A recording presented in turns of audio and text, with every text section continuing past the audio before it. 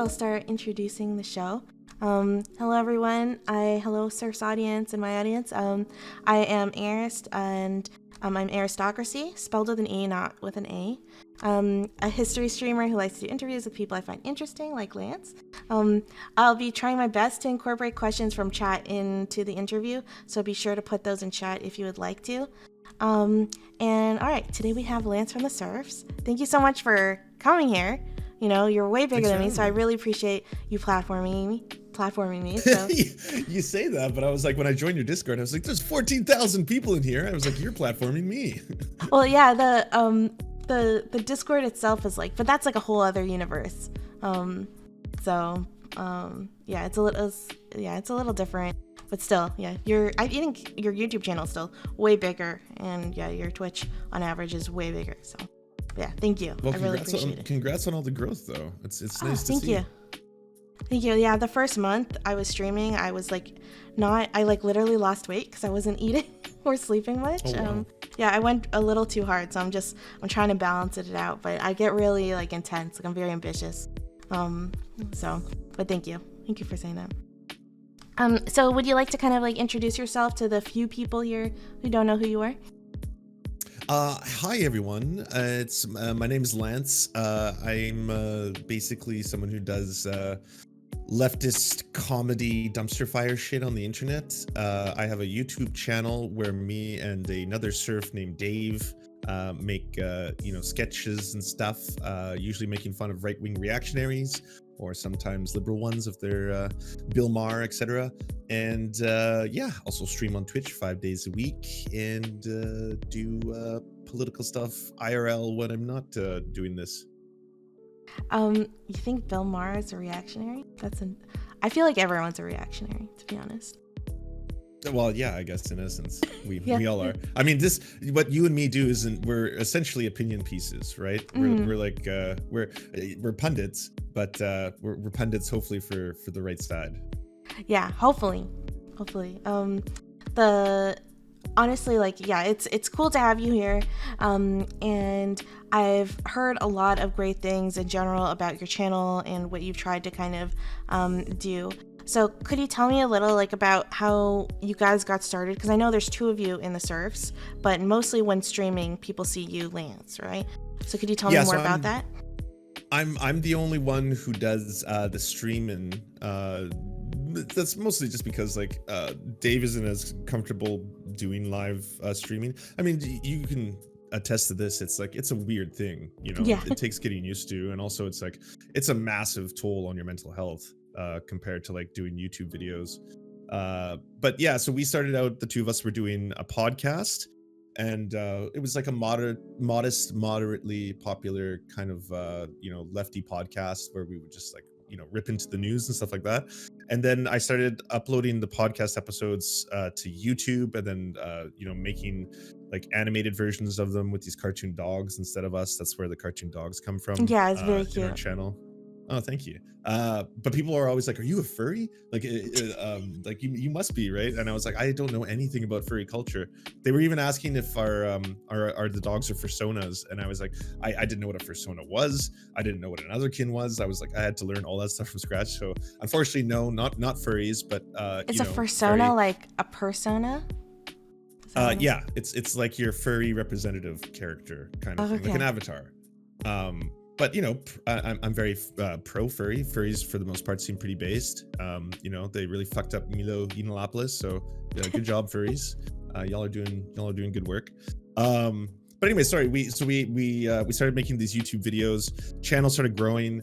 We started making kind of what are called like RedTube videos, and then our channel got taken down by what I only assume were like Nazis or something. We had basically done two videos that were really popular, one on Joe Rogan and one on PewDiePie, and shortly after those two kind of blew up, the channel just got taken down, but not like with strikes or warnings or anything. I just woke up one morning on April Fool's of all days, and the channel was just gone. Just one email that said your channel's been terminated. What the heck? no explanation or anything. Yeah, I know. It was super scary and fucked up. So yeah, 7,000 subs deleted, us purged from the internet. The cool thing was that online, all these superstars who were just like so much more famous than me and everything, on the left, started making a lot of noise about it. Like Hassan Piker, H. Bomber Guile, Oh my God, Kyle that's so Kalinske, cool. David Pakman. The Majority Report had us on the show, and because of them and all the noise they made, the channel came back in like 48 hours, and YouTube issued an apology, which I have framed. I just don't have it hanging here. So I love that you have it that framed. was. Yeah, I know. I was just like, fuck, they never apologize. I've got it in writing. I'm gonna frame that shit. Yeah. So that was cool because the Streisand affected us too, right? Like we just we kind of blew up after that, and yeah, I So in a way, it was like this weird blessing, you know? It wasn't, yeah, it was in the sense that like it obviously got a lot of more people aware of us, and like it's happened to other people too. Like I know it's happened to other lefty content creators where they've been mass flagged and taken down, and then that just helps more people learn about who they are, which was pretty cool. And I'd say more than that, what the blessing was just showing what solidarity can be like online, which was really cool to me. That's what that's what I'm surprised about. Like that there's just so many other lefties, like big channels came and they just defended you. Like that's really fucking cool. Most of them had no idea who we were, was the other thing. Like they've been like, I saw some people posting stuff where they're like not really sure what he's all about, but that seems like they're good, couple of good kids who got taken down off the internet, so let's see what we can do. That's so that's so cool, like that. So Hassan Piker, the Majority Report, so it was a lot of, I guess, kind of like Young Turks style, I guess people who've come out of like that world, right? Do you like the Young Turks, or is that like am I gonna get you in trouble for that question? No, not at all. I mean, you want me to throw some tea right at the start of this interview? But yeah, you don't. But don't worry. Like if I ask you anything that makes you uncomfortable, you don't want to say, you can always just say, "Let's go to the next question."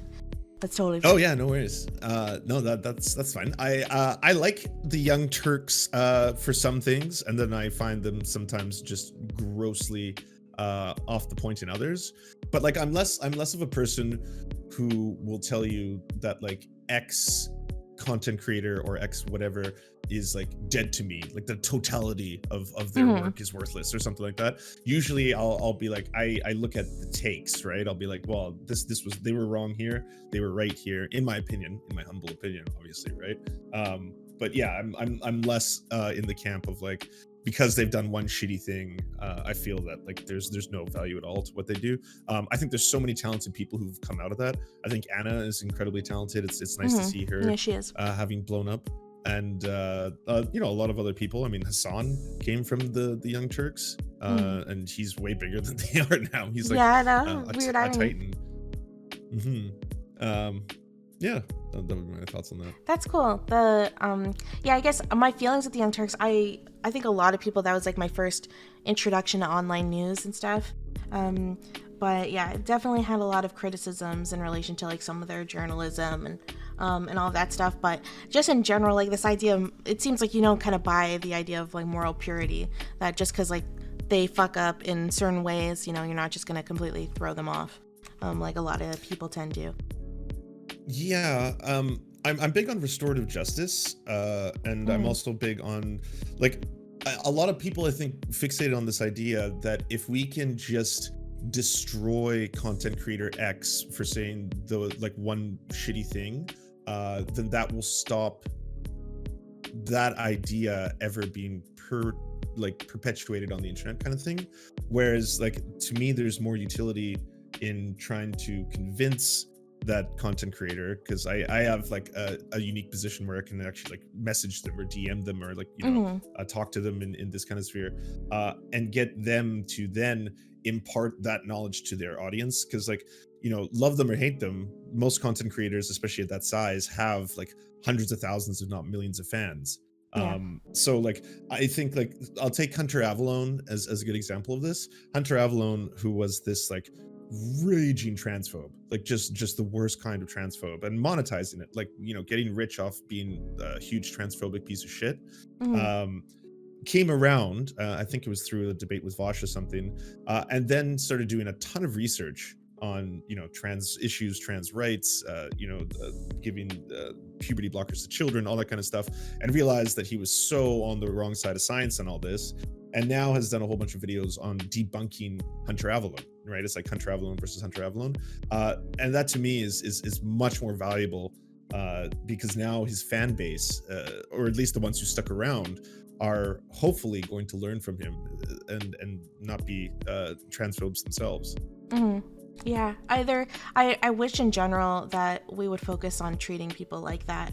It reminds me a lot about how J.K. Rowling got treated, because I think that people tend to focus so much on hating TERFs, and like I know that I can fall into that camp sometimes too, but there's certain fuck TERFs. Yeah, there's certainly like I always say that there's two types of TERFs. There's ones that are like the genuine radical feminists that are just, they are traumatized into their bigotry, and then there's like, you know, just typical transphobe right-wing TERFs that are just like appropriating radical feminism in order to get away with their bigotry. And I think the former, you can change their minds. Like, so I really feel like if I sat down with J.K. Rowling, I could change her mind. Like, I'm so determined. Not that I would ever get that seat, but it's in the interim, what I would say is that what she's doing with her platform is so dangerous. damaging and dangerous, that up until that point where you're given that, I will continue to say fuck J.K. Rowling and fuck TERFs, right? But yes, if you happen to be the one to do that, I think that would be such a net benefit. If someone could finally, like, you know, get her to turn around, that would help a lot more people. You know, like J.K. Rowling is still always going to be this cultural icon, one of the best-selling authors of all time, and one of the, like, you know, this masterclass in children's literature. It would be more valuable to have people like be convinced by J.K. Rowling that what she's saying is deeply damaging than otherwise. Yeah, can you imagine if J.K. Rowling like changed her mind and started understanding trans people and all of that stuff, right?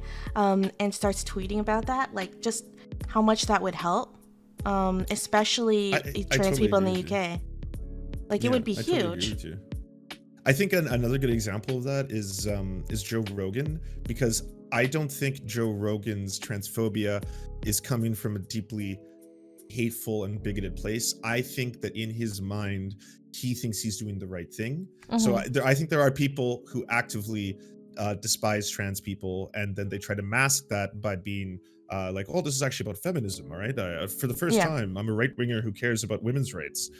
In this one strange like example, in order to oppress someone else. But with Joe Rogan, I think like he has in his head this idea that because he was in the UFC and he witnessed a trans woman as a fighter, that he's actually standing up for women in sports, unlike people who just say they are. Oh, and the same thing with the child, like children taking puberty blockers. Like, I know when he speaks out loud and he says the most horrifyingly deeply transphobic things, he in his own mind thinks he's actually standing up for kids, right? And a lot of people like that do, like the libertarians and the centrists are like, you know, I'm totally fine with trans people existing, I consider them valid, but at the same time, just like, I don't think kids know what they want, and so we shouldn't be given these things. And if you could sit them down and be like, you have been lied to thoroughly, right? Thoroughly, by people telling you that this is like anti-science in any way, shape, or form. Like, this is a completely reversible way of treating gender dysphoria. We've been doing it for a long time to cis children as well. No one batted an eye when we were doing very it. Few people talk about it from that point of view as well. Absolutely. And if you think about this, if I break this down for you, like, this is going to have a net benefit in that it's going to reduce the amount of kids who have suicidal ideation. That alone is going to be better than whatever like fake pseudoscientific reason you have for being afraid of this, right? Or being afraid of treating this. And if I had an opportunity, I would love to be able to tell you, yo, Joe, you know how shitty high school is, how awkward high school is, how terrible it is. Imagine all of that, but then in the midst of it, when you hit puberty, you start turning into a woman. Like, imagine that against your will, like, because you like Joe Rogan is a cis man, right? So imagine that. So that experience, everything else in high school that's totally horrible and atrocious, and then on top of that, you start turning into the wrong gender against your will. So then in that perspective, if you can wrap your head around that, you might see how beneficial it is to allow children the ability to take hormone blockers. It kind of sounds like one of your methods of changing someone's mind seems to be very much focused on empathy, right? On trying to get that person to empathize and see it from a different point of view. Would you say that that's correct? That's the first time someone ever said it out loud, but I guess so, yeah. Or at least try to appeal to them on that level, yeah. Yeah, because Ben Shapiro always talks about facts and logic, and obviously you always want your arguments to be backed up with facts and logic and evidence and all that stuff. But in reality, like most human beings, we're not as rational as we think we are. Like, we're emotional creatures. So I think empathy is probably one of the best ways to get us to change our minds. Yeah, I totally agree with you there. I am very fact based too, though. Like I'm not just a feels over the reels kind of person. Yeah, don't worry, I'm not saying that. If I'm gonna like debate somebody, I'll I usually prep like 4 or 5 page long documents with all these sources just to be able to be like, well, no, actually, according to crime statistics from the Department of Justice, this, Mm-hmm. But yeah, no, I agree with you. I think empathy is important, especially because I always had this mindset when I was younger that right wingers are racist just by nature, and they're intrinsically racist, and they hate minorities and all this kind of stuff, right? Whereas most of the time it doesn't matter what your political ideology is, everyone really kind of like wants the same things. They want like safety and security for their friends and family, and then it's just a difference in ideology on how to achieve that. It is kind of the way it branches out. Yep, no, exactly. And that's like why some people would be shocked at like who I can remain friends with. But the idea is, for me, is like we have to have the same goals in mind of, what we want to achieve in society. And a lot of times we just have very different ways of getting there. And yeah, that's the unfortunate truth. When you started streaming, or when you started making your YouTube channel and everything, did you feel, especially that you started making like a criticism of Joe Rogan, did you feel like there was like kind of a voice missing in that regard? Because I remember for a long time, Joe Rogan was just this, no one would criticize him. Like everyone loved him on the left and the right. We were the first video, I think, to go viral that was heavily critical of Joe Rogan, I think. That was the first like niche-y thing that we kind of put out there. And it's not viral by viral like YouTube standards. I think it's got like 200,000 views right now. But still, for us, for a little baby channel, that was big. And for it is. What people consider BreadTube today, even though I despise that term now, it's kind of lost all meaning. But what it was considered back then, that was the like Joe Rogan video in that topic. But yeah, I thought that was a huge gap, because to me, Joe Rogan, he's like a Rorschach test. He's basically a mirror to whatever his guest is. So Joe Rogan can have on Ben Shapiro and Steven Crowder, and he'll be this horrifying transphobic piece of shit where you're like, oh my god, this person is the worst. He needs to be taken off the internet kind of stuff. And then he'll have Cornel West on, and he will just be incredibly patient and eloquent and open to the idea, or Bernie Sanders, and open to the ideas of like social democracy or improving people's lives through a heavy taxation on the rich and stuff. And all of a sudden you're like, oh, whoa, Joe Rogan's actually kind of based. But it's completely guest dependent. Like there's and that's where it gets kind of irresponsible. Yeah, exactly. Like I think he can, if he was more adept, he could platform the worst kinds of people like he does, but actually push up against them, and then it would be like, okay, well, Joe Rogan isn't so much of a libertarian centrist, he's more someone who's basically got this ideology and he's pushing up against them.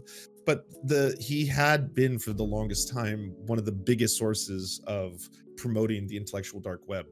So Dave Rubin, Jordan Peterson, Ben Shapiro, Sam Harris, all these people were frequent guests. Jordan Peterson especially, I think he had him on like 6 times in 2 years or something. He did. Yeah, it's unfortunate, like the way my first impression of Joe Rogan was really positive. Because he just comes off, it's hard to dislike him, because that's probably why he gets so many amazing guests as well, because he's just, he's very personable and everything. But there's a consequence to being like that. Even like with my own interview style, I don't do like blood sportsy style interviews, enough, like tons of other people do that. So I've had to question myself, like, who do I want to platform, right? Who do I want to bring on here? Because if I brought someone on here that has really despicable views, what happens if I make them look way better than what happens if I make them look really great, and then that in turn, leads to more people starting to watch their content and get converted and all that stuff. People in my chat are saying you're the Oprah Winfrey of Twitch. That's really sweet. Thank you. But like that's really nice of them to say that. So that's why I have to be really careful with my platform, and hopefully I don't make mistakes, but I probably will. So because I thought there's some people that I really want to interview, but I'm like, oh, I'd have to really push back against them, and I don't know if that's the style that I want to do. And yeah, you have to like weigh that with it. What are the challenges that you've had? Because you have this huge platform now, and like, what are the challenges that you've had like associated with it, with that responsibility? I'm this weird hybrid where people have said that you're dirtbaggy in the sense that you like spend a lot of time ripping into reactionaries, especially like right-wing ones, which is like, I love laughing at them, for example, but at the same time I'm not comfortable using slurs or terms that like dehumanize people, just because for pretty self-evident reasons. I don't consider that beneficial to dehumanize people in the pursuit of trying to like take down someone else's ideology. And you try to live by your own morals. Like, I've noticed that. The best you can, right? Like, we're all humans, we're all hypocrites, every single one of us, right? Like, I am against global warming, but I do drive a car, things like that. So it's like it's within the limits that you can do that, right? To an extent, but at the same time you should try and live by your principles. But I have been, because of that, accused numerous times of platforming really bad people, just in general. Like the first time I debated, or the only time I've debated Count Dankula, I lost so many people who were just like, I cannot believe he's like on screen right now, I don't want to see this, right? But like I didn't bring him on there to just have a pleasant conversation. I brought him on there and we ended up like debating about his like particular brand of it's just comedy for the lulz, so that's why I'm going to say the N-word kind of stuff, right? And like it turned out like the end of that debate was pretty hilarious, because like it was this like funny moment where I don't think he wanted me to apologize for something I had said about him, but like he kind of just seemed like he was waiting for me to acquiesce to it or something. And I just got to be like, I'm not apologizing for shit, son. And it turned out to be like this hilarious like viral moment. And then a lot of people came back and they're like, oh, that was actually really good because you made him look kind of silly, and it actually broke down that whole like it's just for the lulz argument that a lot of people on the right like to make. But yeah, I've often been accused of platforming really atrocious figures just by virtue of trying to, quote unquote, debate them. And even the value of debates, a lot of people have often asked me, why do you even do that, or why participate in that? Yeah, that's been a really big topic, especially on Twitter now, like whether or not debates are even valuable. Like they're performative. It's basically like a clash of egos more than it is a clash of ideas. I think most people have to come to terms with that. Like I think some people either get into their own heads or they haven't experienced enough ego death or something, where they think that what we're doing is somehow like a political movement in and of itself. Like by definition, every single person who is a streamer is an entertainer. Even if you like happen to have another job or you do something else outside of this, if you're sitting down and you've got a camera on and sometimes lights on and you're going to be talking to an audience of people, and even if you're talking to them about purely political materials, you're still like in essence by definition an entertainer. But you can be an educational entertainer. That's kind of what I try to do, right? Like infotainment or whatever you want to call it, right?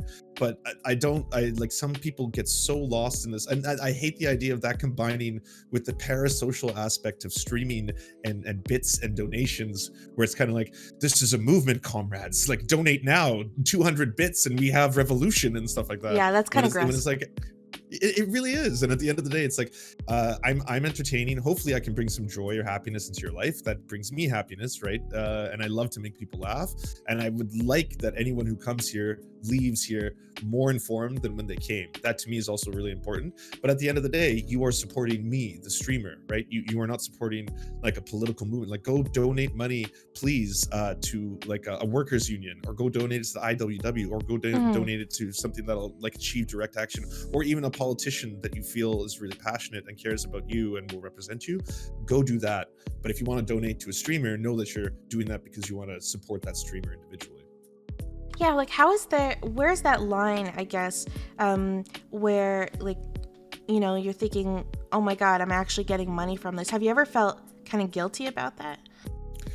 Yeah, I think as you blow up, you start to come to more terms with those kind of things. That is a constant battle in my head, because I do actually want to achieve tangible political results in the real world, and not just from what I do, but like, to me, it would be better if you know, Canada went far left, for example, or America went far left, or a lot of other countries went far left. We had more worker cooperatives, because I think that extends democracy to the workplace, and that allows people, where they spend 8 hours a day, to actually have more equality. I would love if Americans got public health care, for example, you know, all those kind of things. I want that to happen, and at the same time, like, I love entertaining people. Like, I love making people laugh. I love making people happy through being, like, you know, a clown. And so finding a balance between the two of those is obviously something that's tricky and tough, and we're all like, you know, working on it in our own way and trying to figure it out. I know a lot of people feel like frauds. I've seen a lot of like big YouTubers who are like big leftists be like, there's times when I feel like a complete another fraud doing this. But I think the most important things are for people to be honest, for people to kind of like hopefully drop those massive egos, and realize that, like, you are an entertainer on the internet. That's what this is. You are an opinion piece. You're not a journalist. You know, I think a lot of people also get into their heads that somehow you know, their coverage is yeah, like those are very different things, right? Like, we're the opinion section of a newspaper, all right? We're not the ones breaking these stories. I'm not on the ground in Fallujah or anything like that, right? There are people doing critical, important work, and they should be supported financially as well as emotionally, or whatever else it takes. But yeah, I mean, it's a tough question to answer. It's something that, like, I'm coming to terms with. If to me, someone can watch one of my streams, leave it more informed, and ideally be happier, because like, life is fucked up now and a lot of people are in a very bad way, then that's a net benefit. But if someone is lying about what they do, or even I don't like the idea that people also lie about, like, acting as if they are suddenly I don't know, poor or working class, just to identify with people when you happen to be like a very, very successful streamer, right? Like, I have worked so many shitty jobs in my life. I know what it's like to be a laborer. I've worked in construction. I've been a dishwasher. I've done sales. I've been a video editor. Like, I've worked a lot of shitty jobs, so I know what it's like to be working class. But like, this job is different than that. Like, I can identify that. You know, like, it's not the real world. It's not the everyday thing. So for me, if I have this platform, I think me, or even you have a duty to be very responsible with it.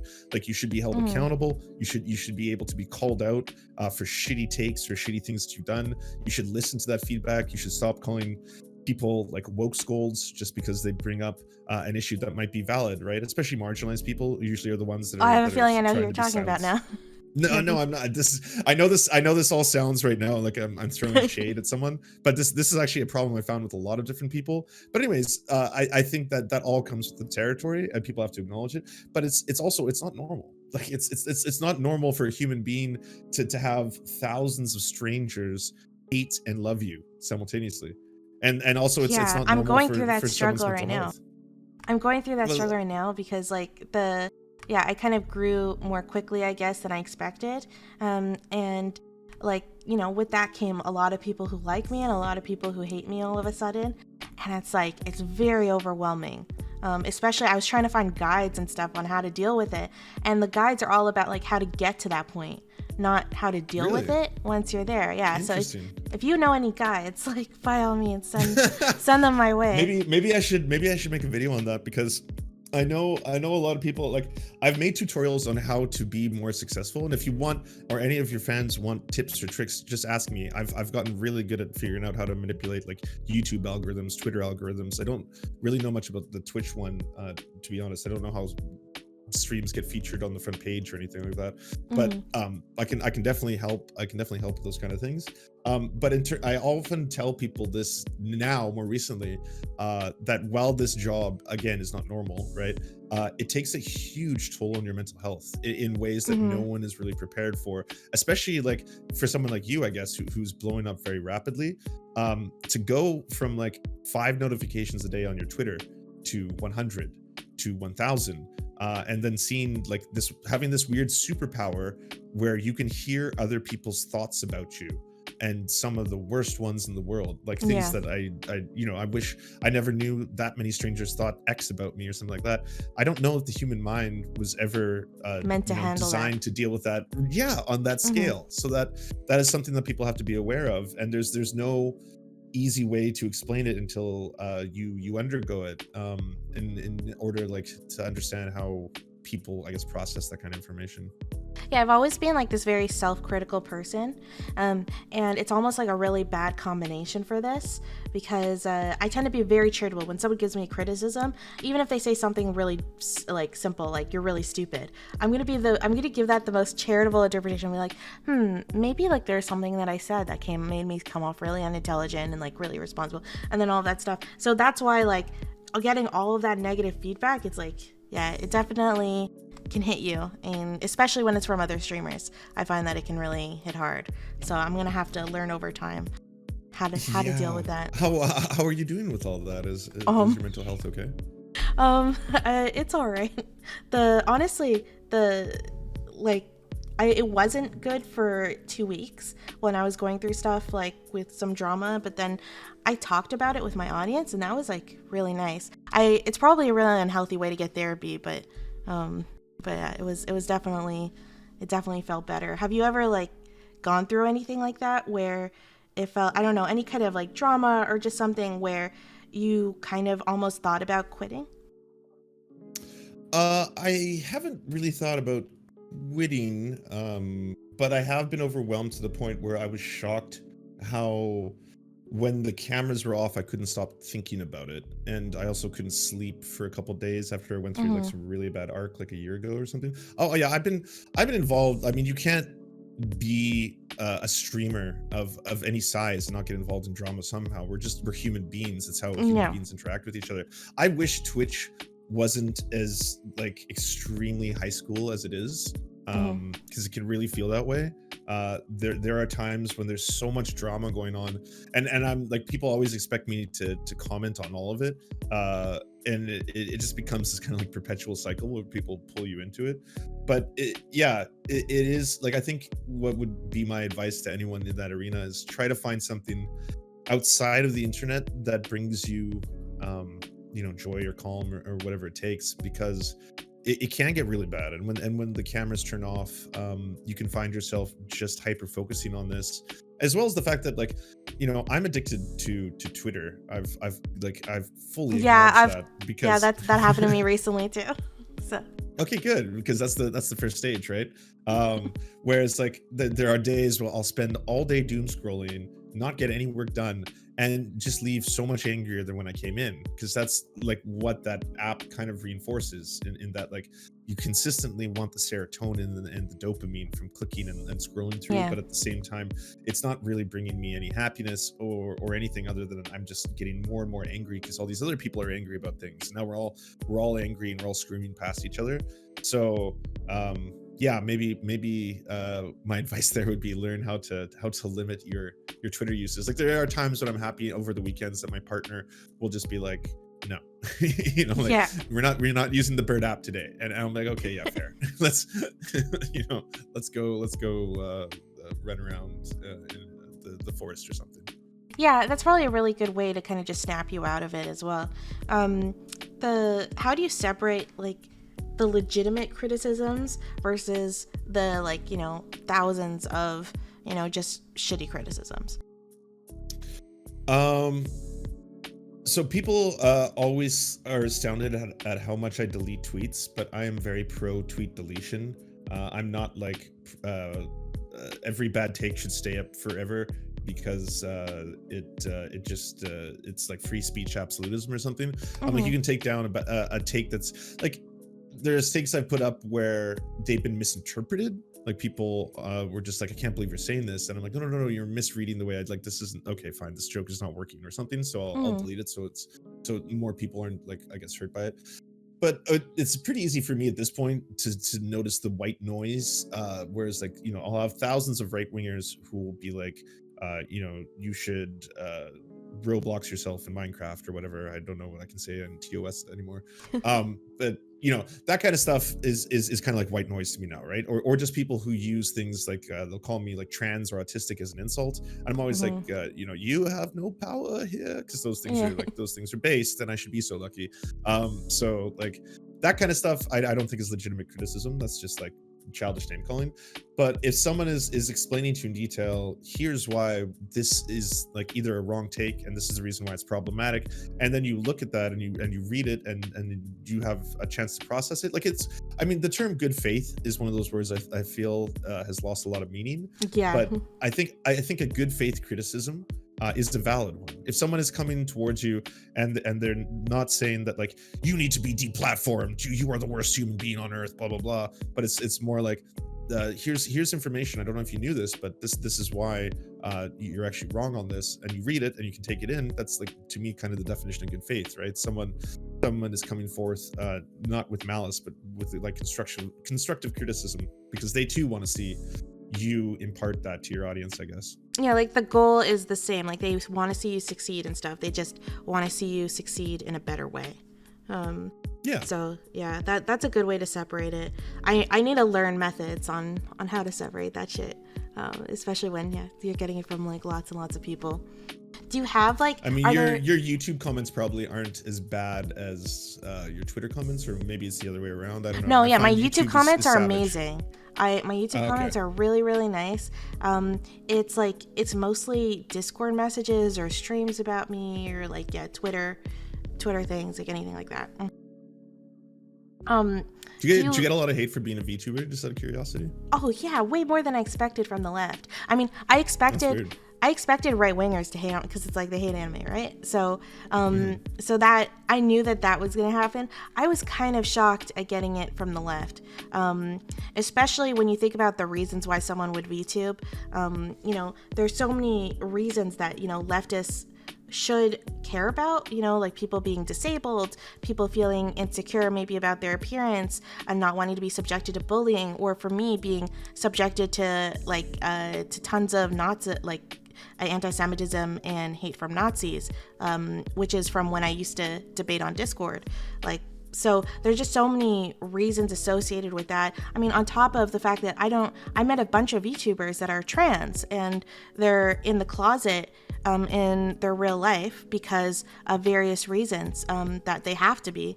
And, VTubing is the one way they can live, for a brief moment, as their more authentic self. So there are just so many legitimate reasons for doing it, besides just, putting on an anime girl voice and going for it or something. I think that might be the reason why, though. I think so many people just have it in their heads that either this has something to do with the alt-right, or it's some straight, because VTubers got a bad rap just by definition, because a lot of them were kind of doing offensive, edgy jokes, but it was funny because I'm saying it was funny isn't this is why people find it funny, because it was coming out of a cute anime character's mouth, right? So if a cute anime character on YouTube is saying the N-word, I didn't even know about that. Oh yeah, that was a huge phenomenon. Those kind of VTube channels were blowing up. And it's one of those things where the more successful they are, the more it spawns more people doing it, and then all of a sudden there was this whole VTube edgy humor sect of the internet. So it could be that there's a negative association with that. I think your job and what you're pulling off is basically you're reclaiming VTubing for good. Yeah.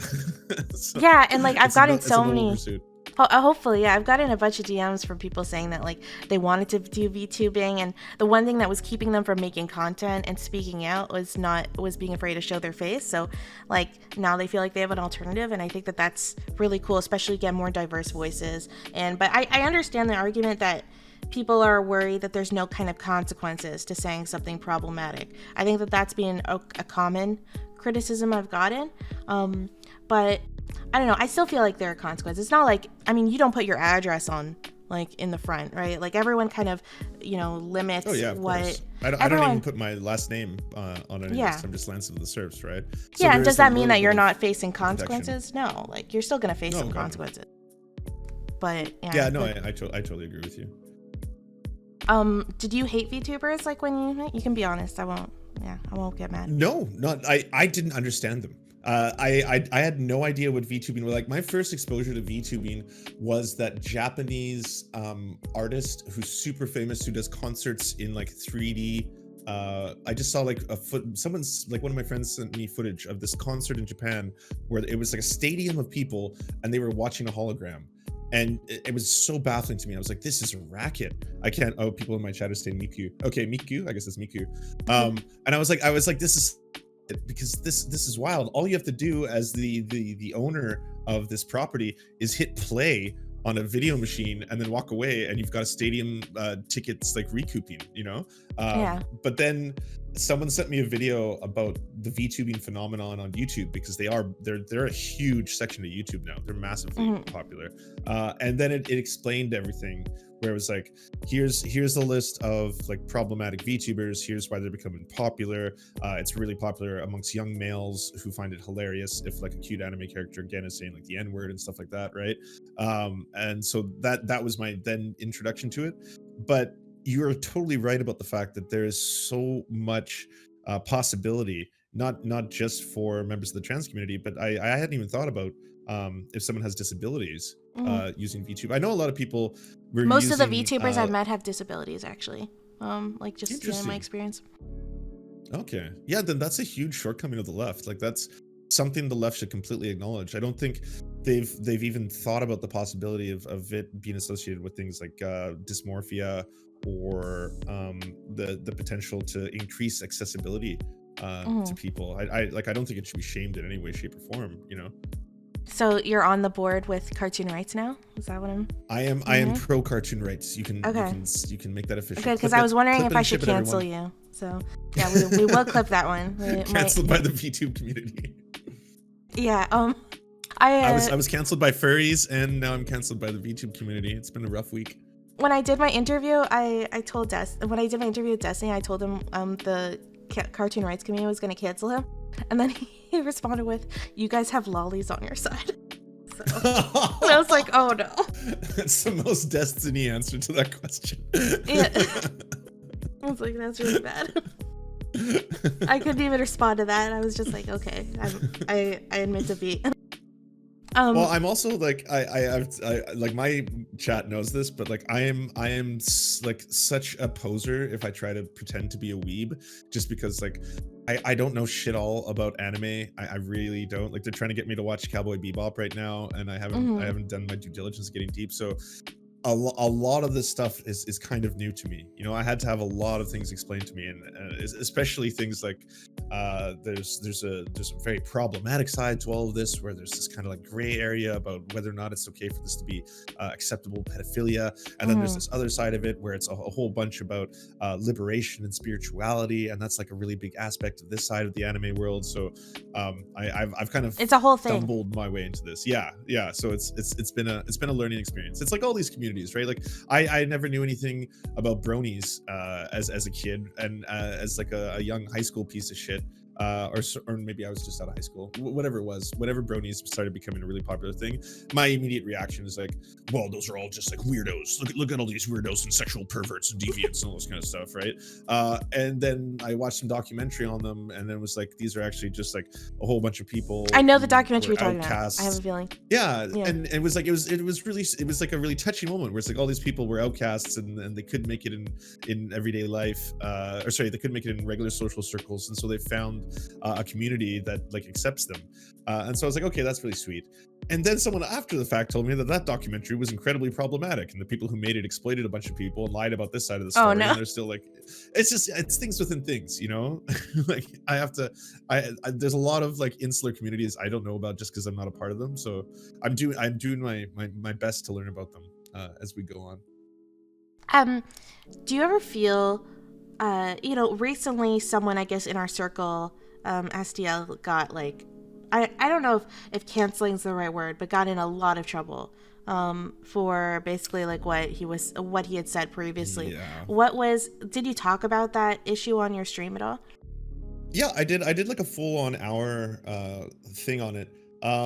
My criticism of that whole fiasco is the stuff that was confirmed as true, is like it should be called out for what it is, which is just like racism. You know, like I'm not big on the whole like this was their jokes for the lols and stuff. Like whatever you want to brand it as, I think it's going to be really hard for people who are part of marginalized communities to like consider leftism to be a safe space if we can't acknowledge that this is pretty extreme racism, right? Which is what a lot of that was. Yeah. In terms of everything else, though, I think there's a rap sheet that's pretty long, and there's a handful of things that he still hasn't addressed, which is what I also brought up. Like things, like he had this massive document of research. And then once he did this purge of everything, like he like destroyed all these logs in his Discord and deleted all his tweets. And then he also started destroying a whole bunch of stuff in that actual document. There was a lot of yikesy things that were in there that got purged that he hasn't addressed either. Okay. I didn't even know like about that really part. Yeah, like anti-Semitic stuff, these weird statistics on Russia and how Jewish all the members of Stalin's entourage was, and like how many members of them were Jewish and how Jewish they were and things like that.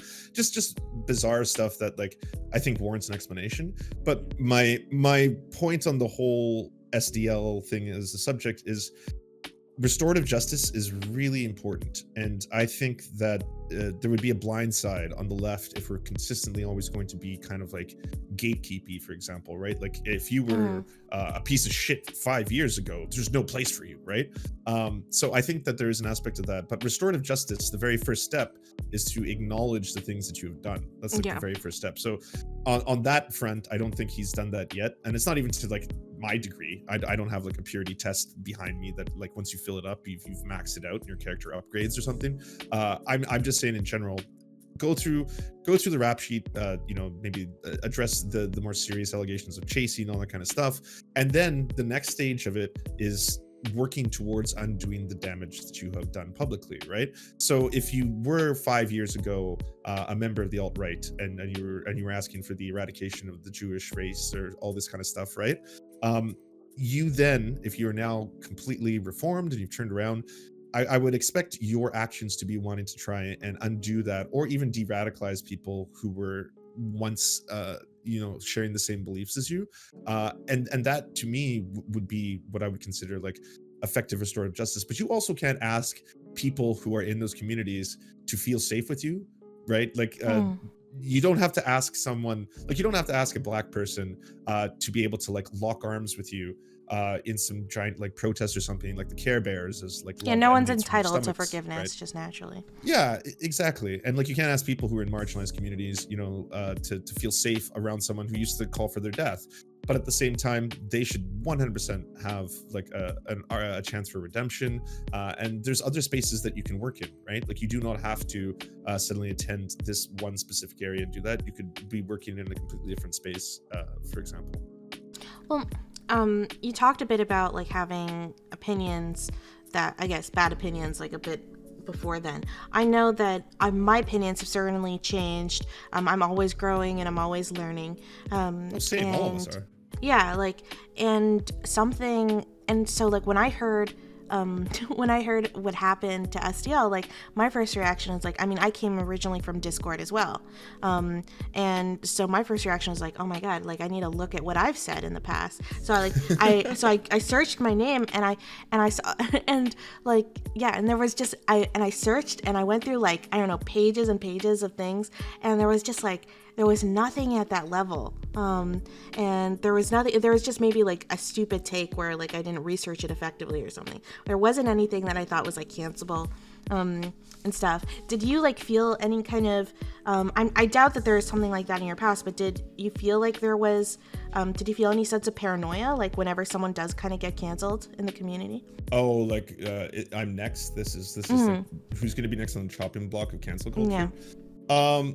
Not in terms of like I've never like I'm not I haven't been prominent enough on Discord when I was a bigger piece of shit. Like my worst phase I think is going through a big atheist phase where like you feel like you're smarter than everyone, and every day I was reading like Christopher Hitchens and Sam Harris and Richard Dawkins and stuff without realizing that they were pretty Islamophobic. Christopher Hitchens was also very sexist, I think, as well. Yeah, as well. There's like there's pictures of me that I'm sure one day will be revealed, like where I'm so drunk in the streets of Tokyo that I'm like crossing the street with my pants falling down and stuff like that. Like, sure, one day that photo is gonna come out and it's gonna be like a whole scene, right? But to me, no, I didn't get this like deep feeling in my stomach, like who can be next, right? I think because at the end of the day, I am for, like, people have canceled me already, right? And people have called out shit I've done and been deeply offended by it. But I think like cancel culture means different things to different people. The right wing has a totally different use and definition of it than people sometimes on the left do. I think LeVar Burton put it really well like a week ago when he was asked about this, and he says cancel culture in essence should be also known as accountability culture, because I think the things that we say publicly, especially you and me, like, you have to remember that we're different. You're a public figure, right? So by definition, what you are now doing publicly is going to affect how people perceive the kind of information that you put forward on your everyday life, right? So that's a new responsibility that you will forever have. That's kind of like, it changes as you become a content creator. But I don't think there's anything wrong with accountability. Like, I don't think there's anything wrong with calling people out for shit takes. Like, please call me out for my shit takes. Please, please call out other people for shit takes, and bigger content creators listen to marginalized communities, because I've had a lot of arcs. I've fought with, like, tankies, for example, for a long time, or whatever you want to consider tankies, when really I was fighting with people who, like, that word is also lost on meaning.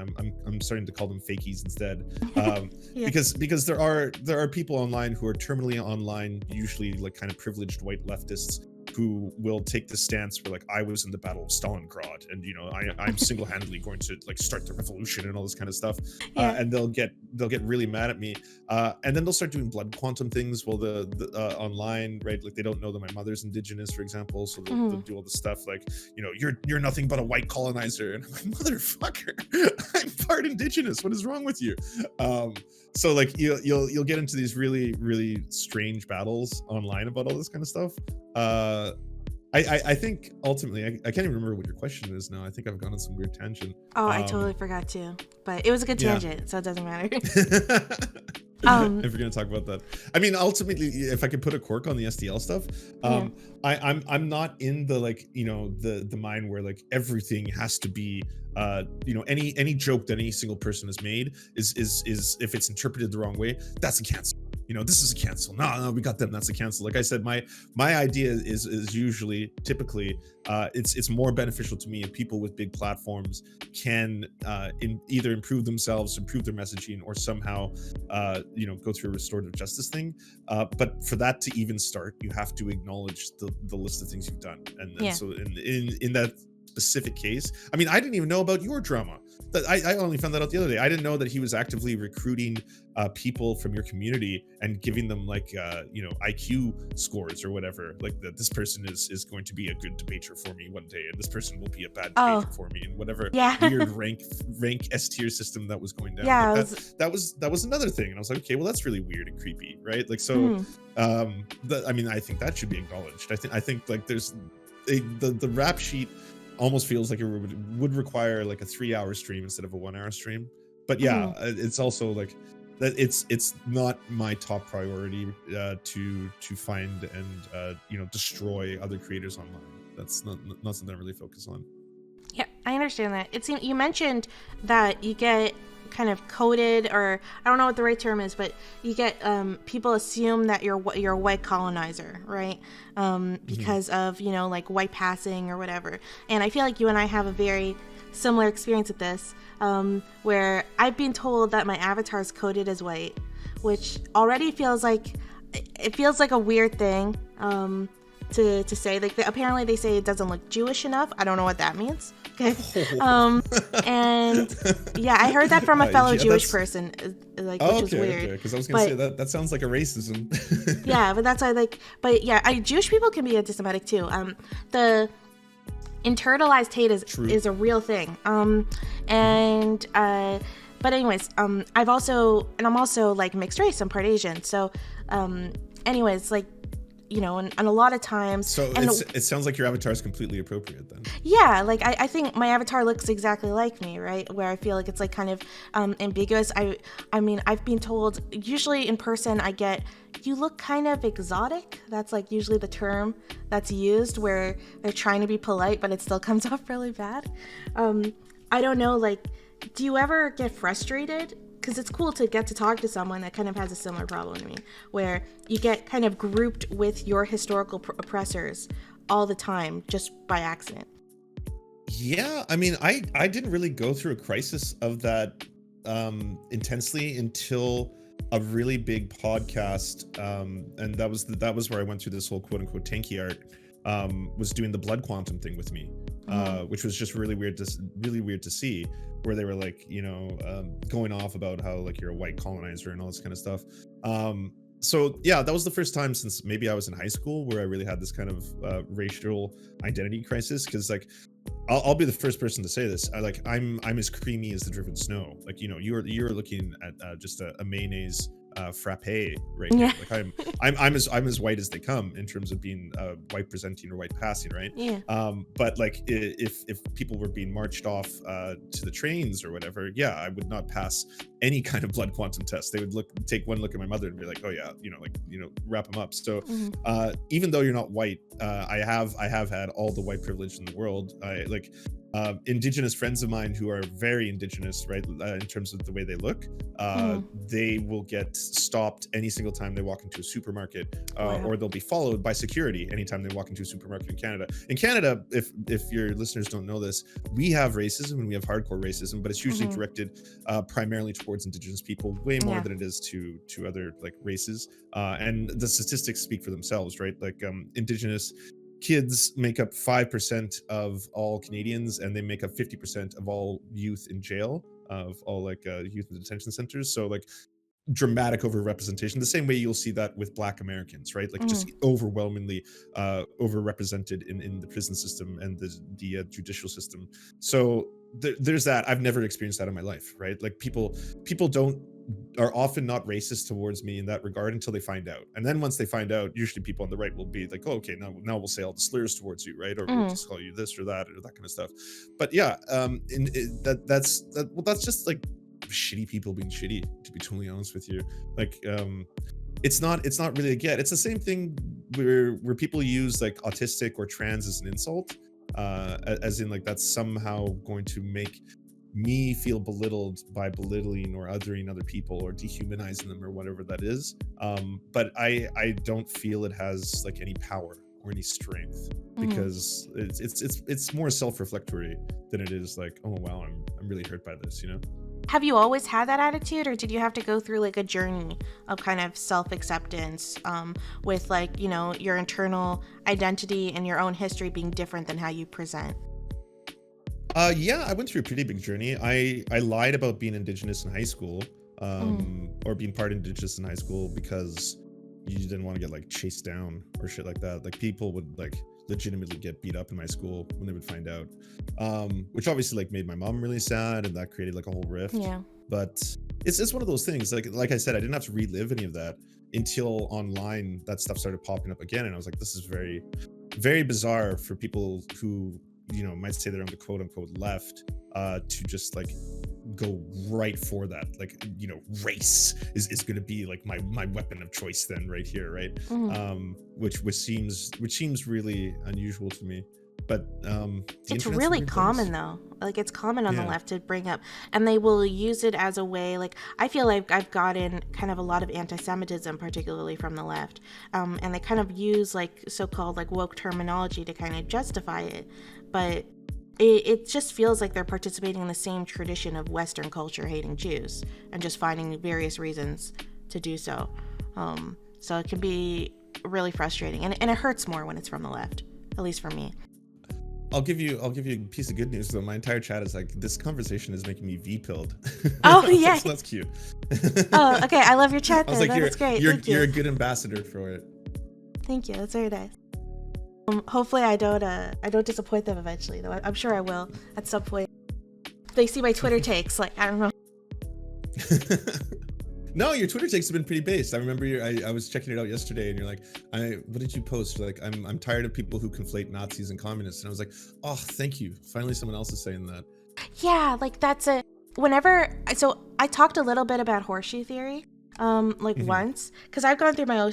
Initially I believed in horseshoe theory, then I was like, no, horseshoe theory is stupid, and then now I'm like kind of on board with accepting horseshoe theory. And when I talked about it on Twitter, everyone assumed I was talking about communists. Like when I said you go so left that you go right, when I was actually talking about like anti-Semitism and actually like a lot of hate that marginalized people get, where it's like you start absorbing IDPOL to a point that you go really, really extreme and then you go around. So it had nothing to do with communists, but everyone just assumed that's who I was talking about, which was really strange because I don't think like obviously the communist regimes have done some atrocious things and all that stuff, and I'm not going to defend them, but it is not comparable. Like it is not comparable to Nazism. The thing I usually want to tell people is like, you probably have a gripe with Stalinism, right? As do I. I think there's a lot of fair critiques of Stalinism and the way, like, you know, parts of how the USSR were run. But if you want to talk about an American who considers himself a communist or American communists, most likely what those people believe is that they want a moneyless, classless, stateless society, right? They don't actively, like, if you are LARPing online, again, like I said, if you're some person who lives in San Fran and then you think you were actually in Stalingrad or something, then yeah, you're just a weird LARPer who's got this idea that like the only path forward is to reignite the glory of the United Russian Federation or something.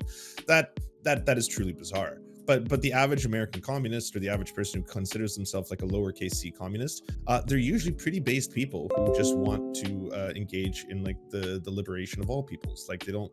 It's the same thing with anarchists. Like people in America think anarchists are the Joker, basically, right? It's like, have you been Jokerified? Oh yeah, you know, I used to think that too. It's just. Yeah, and of course, because it's like, well, it doesn't anarchy just mean chaos? Doesn't it just mean you want to watch the whole world burn? And then when you start reading like actual like anarchist writers, you'll learn pretty quickly that it's about justifying hierarchies, and that's it, right? Like to me, it's on its surface, it sounds very reasonable that, like, you know, anyone exerting a hierarchy, the burden of proof is upon them to explain why they are exerting said hierarchy. Like I think when you laid out in terms like that, most people would even agree. Like even people who hate the left, like, you know, Destiny, for example, I'm sure if someone could sit down and just have a rational conversation where it's like, this is what this means, he probably wouldn't even find it that offensive, right? He would be like, okay, well, yeah, hierarchy should be justified. I used to think like any form of socialism was basically like someone wanting to, you know, take my prized guitar, and or like that someone could just come in, or even like an anarchy, someone could just come take my guitar and nothing I could do about it. Like they just got my guitar, they're stronger than me, I'm weak, like what can I do? And that's it, and I have no recourse for it. And that really upset me because I fucking love because I love my guitar.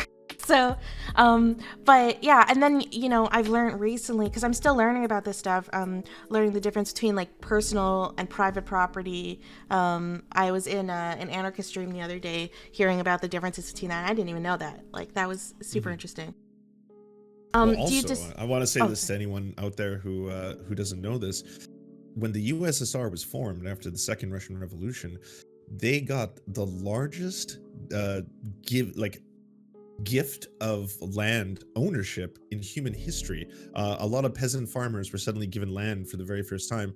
It's a complete myth that the quote-unquote communist government of Russia abolished all private property. They in fact bestowed private property to the largest amount of humans in the history of like as long as we've known these kind of concepts. So it's one of those things where I think a lot of these things don't have any nuance because the West is hyper focused in this kind of post-scare like anything that Russia ever did was obscenely evil, right?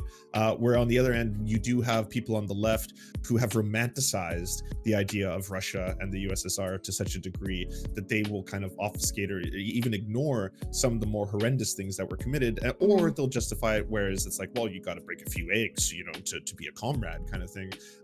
Whereas I'm like, you should just look at history and look at different competing things and look at the things they did well. Like you can look even modern day China, for example, look at the things that they're doing that are positive and try to then say this is a good thing about this aspect, and then look at the things that, you know, Western democracies are doing that are positive and say these are the aspects that I would like to emulate here as well, rather than just saying America bad, China good, or China bad, America good, or USSR good, America bad, right? Like this weird team sports that we really kind of like get wrapped into, rather than saying, well, here is the best way to improve humanity or society, and let's emulate that.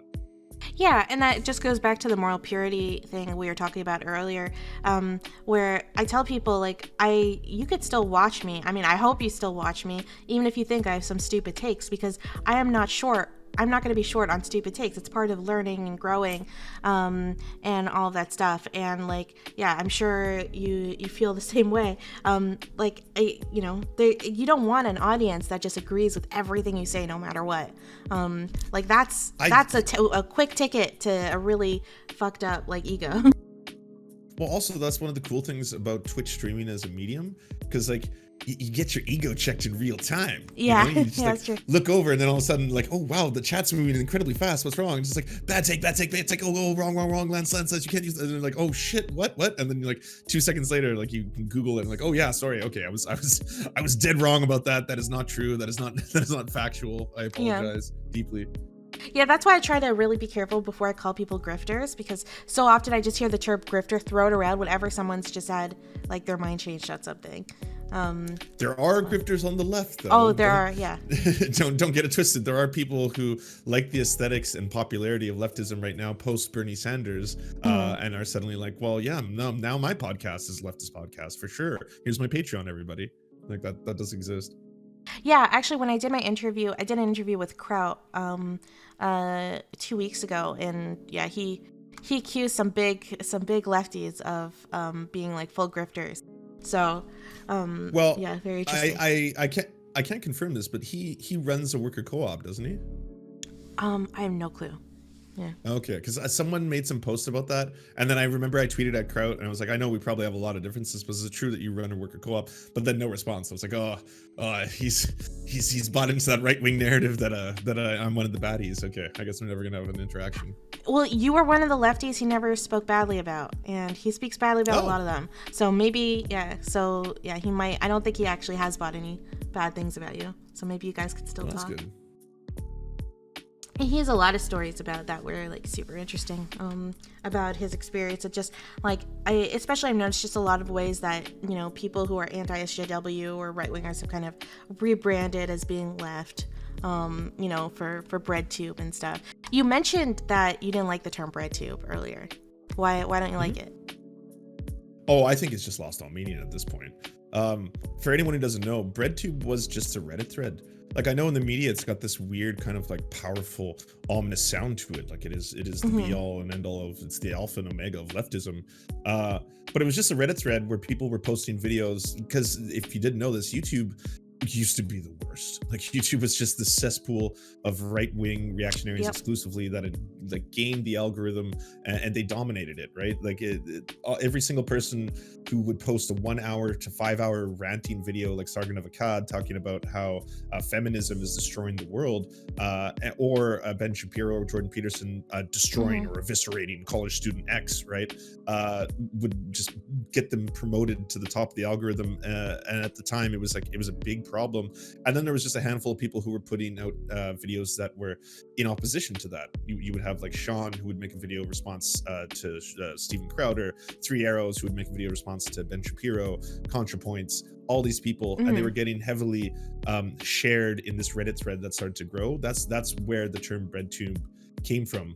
But then, like anything else, it's a market.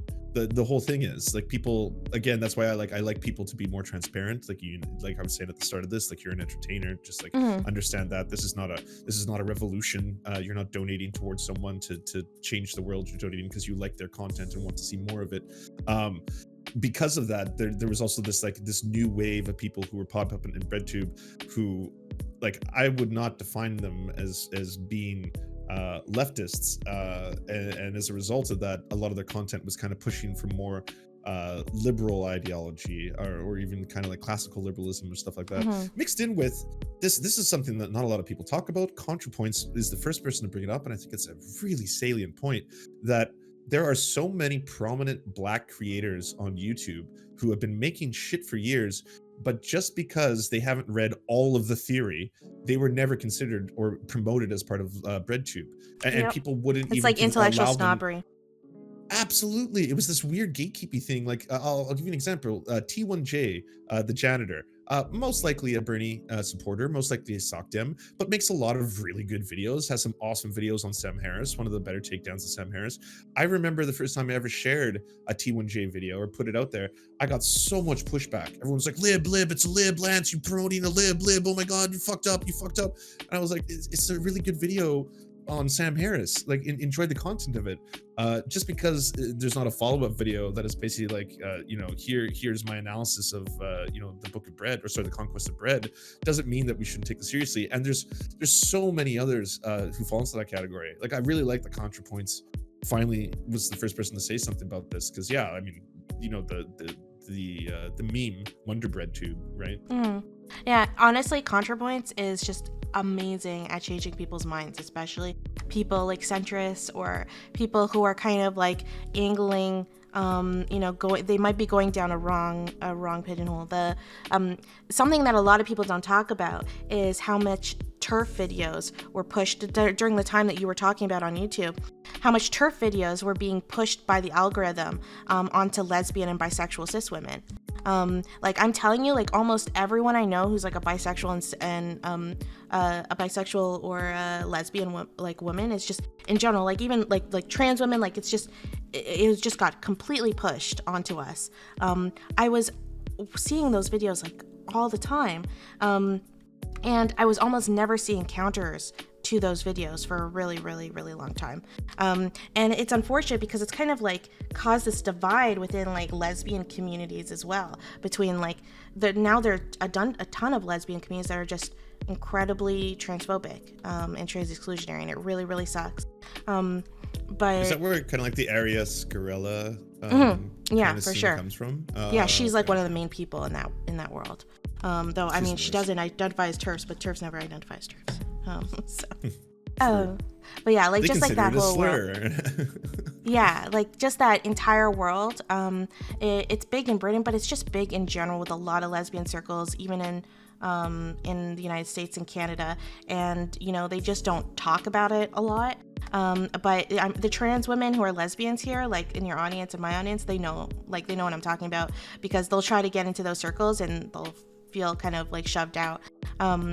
And yeah, it's really, really sad. And ContraPoints made some excellent videos where I think one of the problems was a lot of times when I see like anti-TERF videos, they kind of, because it's an ideology, right? And they kind of, they strawman the ideology, and you're never going to convert someone when you strawman the ideology, right? Because someone's just going to be like, oh, that they just don't get it. But ContraPoints, like, when she made she made like, I think 2 big TERF videos.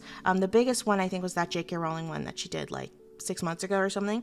And that video, she put the TERF like kind of ideology right on blast and didn't strawman it whatsoever. Like, she showed their best arguments, like 100%, and then she took them down, and that was so cool to watch. And I sent that video to so many other lesbian friends and stuff and it changed so many people's minds. Like, I don't actually know one TERF that didn't watch that video that had their mind changed, that didn't have their mind changed. Wow, that's which awesome. Is, yeah, it's really, really cool. And it's one of the reasons why I think we should be charitable, like, with people's points of view when we try to take them down. Because that's how, if you're going to change someone's mind, that's how you're going to do it.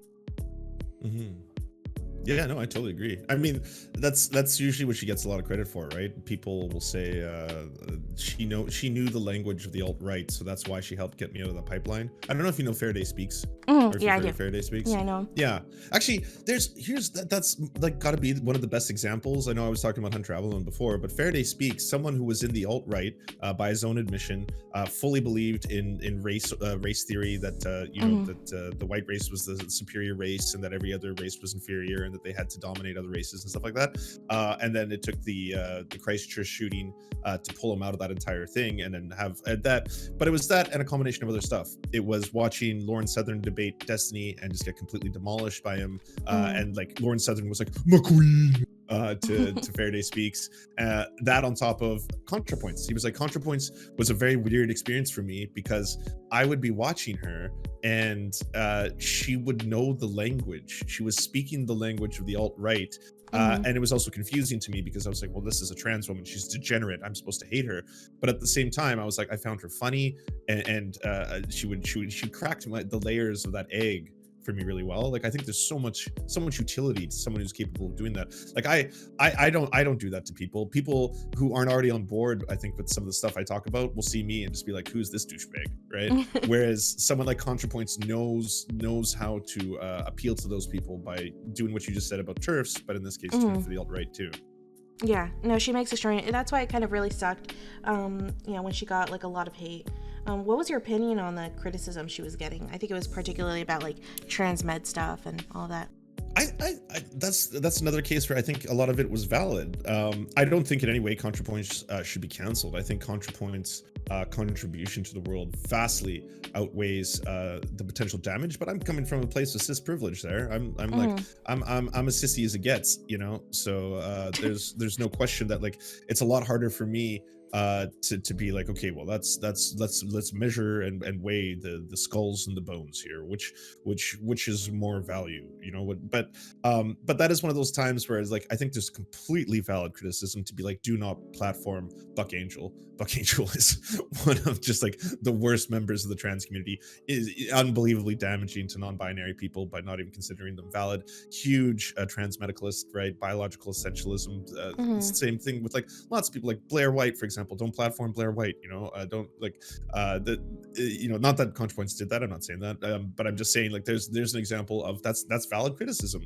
That's criticism that like if you are a monstrously huge content creator, you should take that criticism in, and then you should be like, all right, that, you know, I'm being called out fairly here. This is not quote unquote woke scolds who are just trying to be performative, right? These are members of marginalized communities, most likely, who are bringing up a valid concern that, you know, you with a massive platform should be accountable for, or held to account for.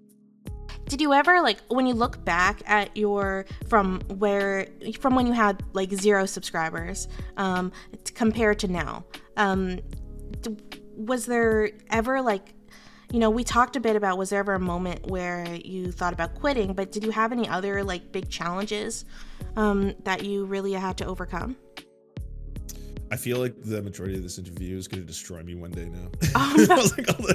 Just like all the things I've said out loud, it's going to be like, yeah, so Lance says that we should be holding people accountable. So what about this photo of you with your pants falling down in Japan, Lance? Sorry, what was the question? What were the... Okay. Well, it was moments earlier in your career when I what were the big challenges that you felt like really kind of changed your content and morphed it into the content that it is now? Oh, big challenges. I would say I've had a handful of clashes with other big personalities and seen the results of that and how the reactions can be. Like, here, I'll say some nice things about some very controversial figures in front of a live studio audience. I think something that Destiny does that not a lot of people on the left will do is call out the more destructive aspects of leftism, and people don't like to kind of look at their own house or get their own house in order. People don't like to be called out for something that they feel that they're like completely correct about, and then have to change their beliefs based on that, or even have to like look within. Because I know the first time I ever debated Destiny, I brought up something like, well, the majority of wealth is inherited, and he was like, no, it's not. It's fucking not. And I was like, yes, it is. No, we have like that. And he's like, no, dude. And then like his chat instantly sends me like a link, and it turns out that that is not factually correct, right? And that was like the basis of a lot of the argumentation I was about to do in that debate. But I think that is really important, like not to just specifically be called out by Destiny or whatever, but just for someone to take in something like that and then be like, oh shit, I'm totally wrong about this, because I think that's so cool that you just had that perspective. Like, yeah, that's really, I don't hear that a lot. Well, it doesn't make what we do, if you're a leftist or you're advocating for things, any better if you're lying, or if you're basing that on false assumptions, right? Like, it's going to be more damaging to you as a messenger if you're going to come forward and just espouse factually incorrect information. Because the thing is, with a lot of like, I love to read not just novels and books, but nonfiction and studies and statistics and stuff. A lot of the people make this adage that science is biased towards the left, whereas I think the whole thing is that the left reflects upon the science and the studies in order to base their assertions.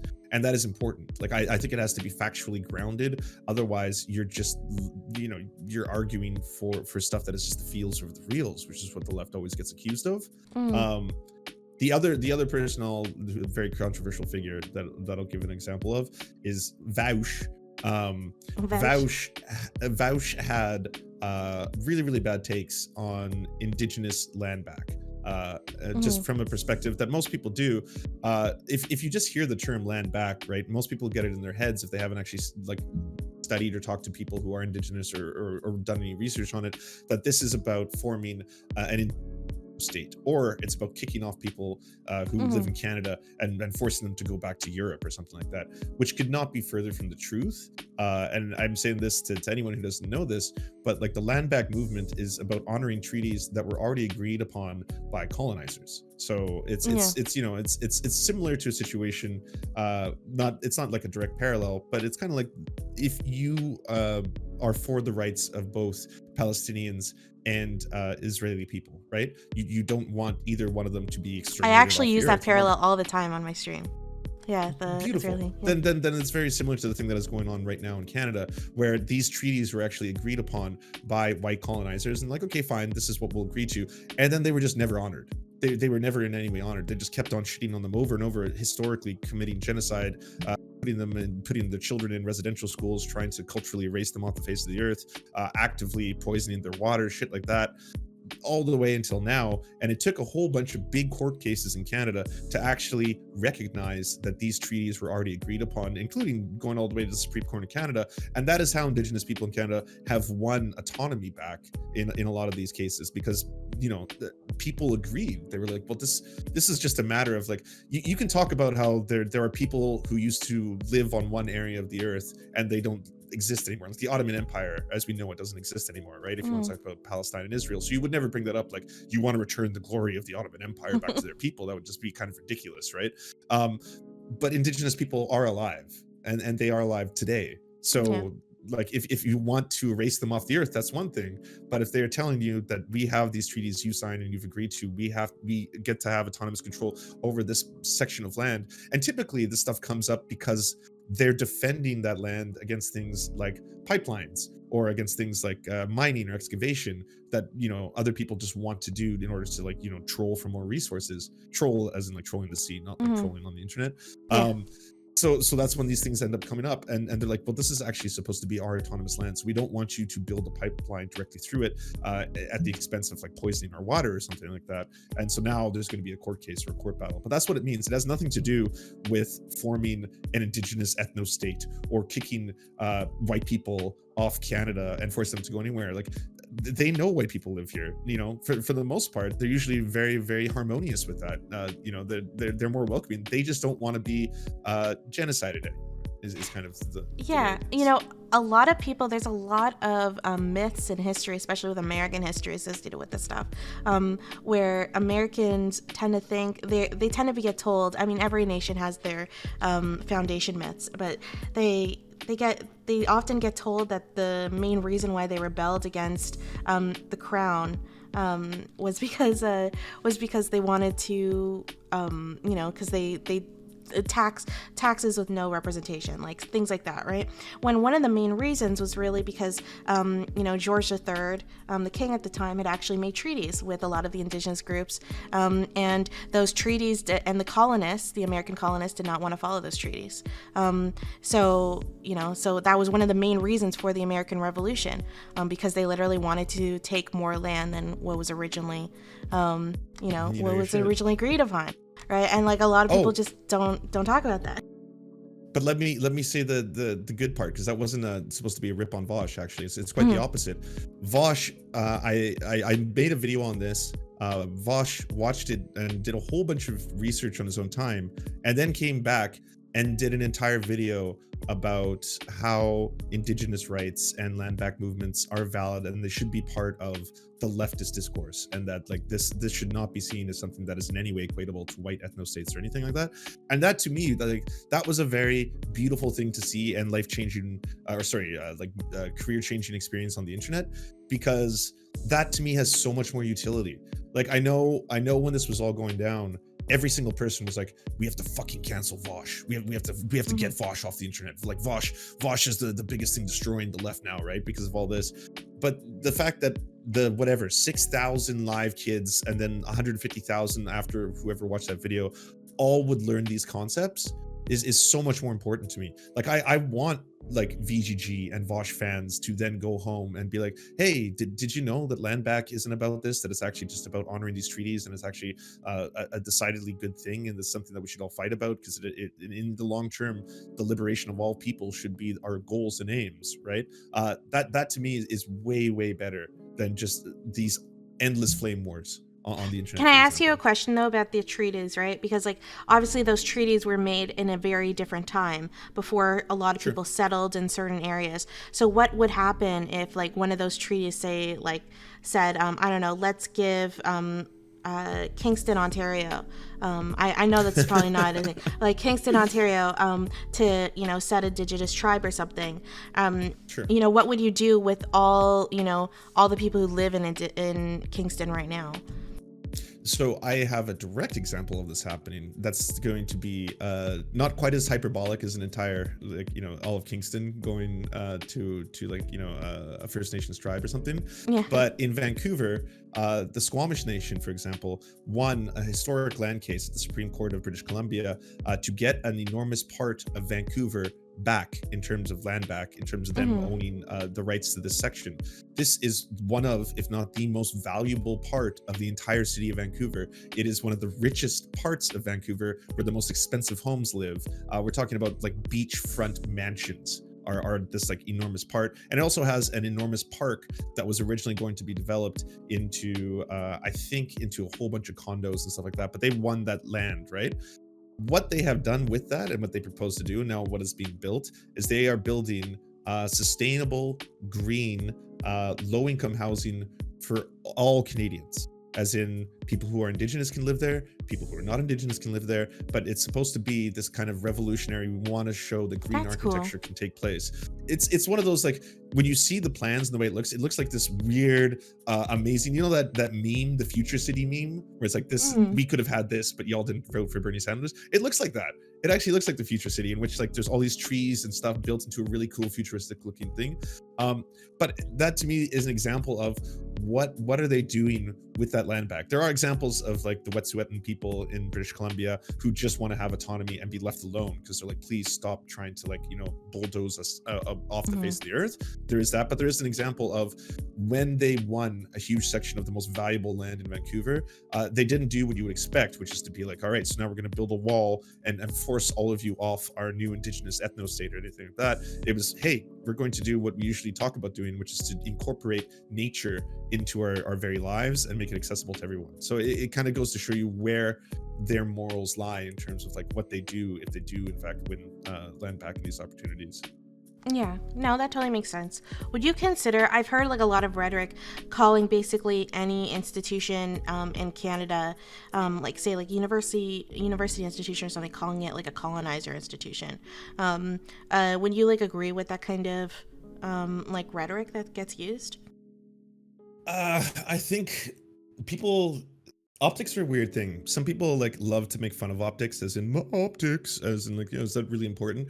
But I think ultimately, if what you're trying to fight for and your long-term goals is like, the liberation of all people, TM or something like that, Yeah. And you were online consistently calling people like colonizer or any other number of names that like, especially people who might be very fragile, don't understand the meaning behind them. Or I think it is more damaging than it is beneficial. I understand that a lot of it is out of anger, and a lot of people do that kind of stuff out of anger, but I don't think the results you get are changing in people's hearts and minds by doing that. Like, I think especially people who have a lot of fragility, when they're online and they see that, like, colonizer, well fuck you, right? And then they'll like, and then it's just, what does it really result in? Two people just fighting while marginalized people aren't getting anything at all. So I don't use that kind of language for that simple reason online. I would rather, like, it's not even the empathy thing, but I would rather convince people rather than win. You sound like a battle. consequentialist, like, more often, right? Yeah, I guess a little bit. Like, oftentimes I try to say utilitarianism, but maybe fluid utilitarianism, as in like, I can adjust it based on what is going to maximize happiness, but at the same time, like, I have to think about it for a long time, because when people give you those thought experiments and it's like, well, yeah, but what about the trolley? Would you murder 10 people to save one? But would you push the one person in front of, like, all that kind of stuff? I'm like, all right, well, just give me some time. It's very hard for me to tell you this on the spot. But that is usually where I find my moral compass will lie. Would you? I'll ask like a few little philosophical questions. Would you consider yourself a moral realist by any chance, or moral relativist? How do you define moral realism? I would just say that thinking that there are at least some objective morals, that like there are some real morals from no matter what time you're in, no matter what society you're in, even if there's just one. No, morals are a human construct. So by their very definition, I think there's definitely what I call a priori knowledge. Like, there's knowledge that is outside of humanity, obviously, right? Like, if all of humanity was to be blown up today, and then we start from scratch, and then a couple thousand years go by, I think we would have the same kinds of physics textbooks, we would have the same kind of math textbooks. I don't think anything that would change. But in terms of religion, we would have entirely different religious texts, right? I think that would be the result of all that. So I think that there is knowledge and information that we kind of that exists outside of humanity. But moralism is basically your application based on your own either your and your society influenced prescriptions, right? Or sorry, not prescriptions, that's the wrong word to do there. That's based on what you as a society is going to determine is right or wrong at any given time. Yeah, I think like the easiest like layman way to look at, like, I'm actually a moral realist, but the way that I would say is that I feel like there are some morals that you can basically do 1 + 1 = 2. Like, you can do basic math if you have like an original formula in order to get to like and from in a certain place. But yeah, we should organize like some, I don't know if it's like a debate, but a discussion on moral ethics. That would be super cool. I would like that. Yeah, I mean, I would be out of my depth. I'll tell you that. I would have. Don't worry, I'm out of my depth too. Research. Okay.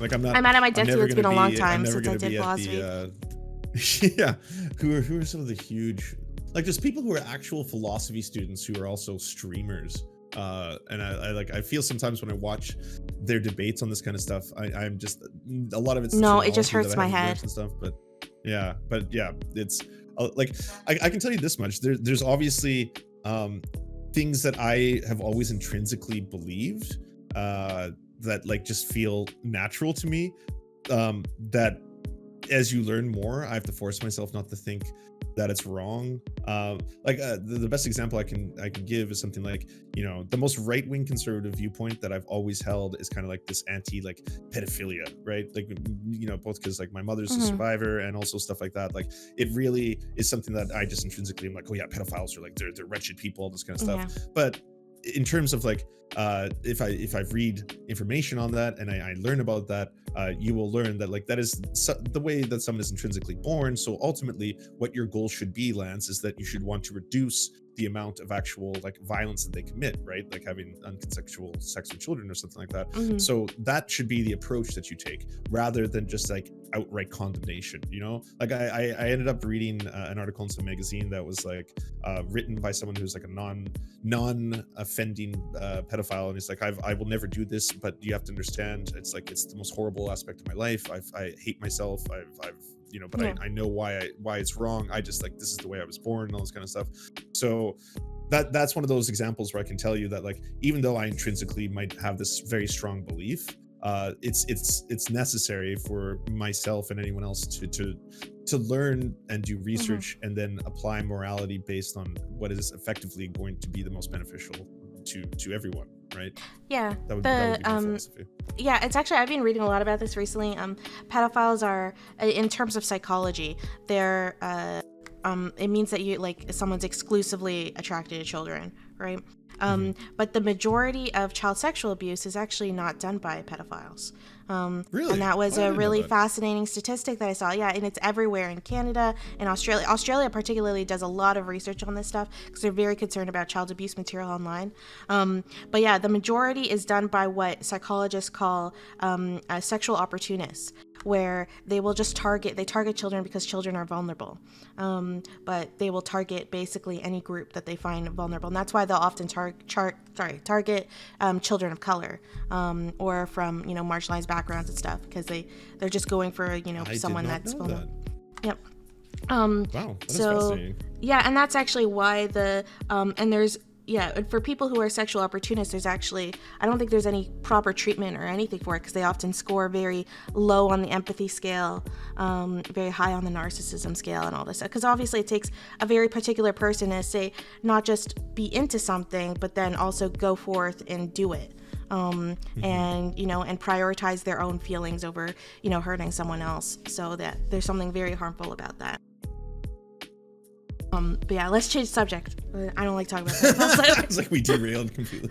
Yeah, it's like a disturbing subject. Let's talk about Canadian politics, because you and I are both Canadian, right? I did not know that. Yeah, we're both Canadian. And I don't think I speak with a Canadian accent because I interact with Americans too much online. But what's your opinion like on Canadian politics right now? Like, do you have any strong opinions? Well, yeah, I have very strong opinions. What is my thought on Canadian politics? I think that we have been in this kind of standstill post Stephen Harper of having neoliberalism be the dominant political ideology in this country, while at the same time we have our little minority sock Dems who are trying to steer Canada a little bit closer towards being, I guess, a more, not welfare state, but more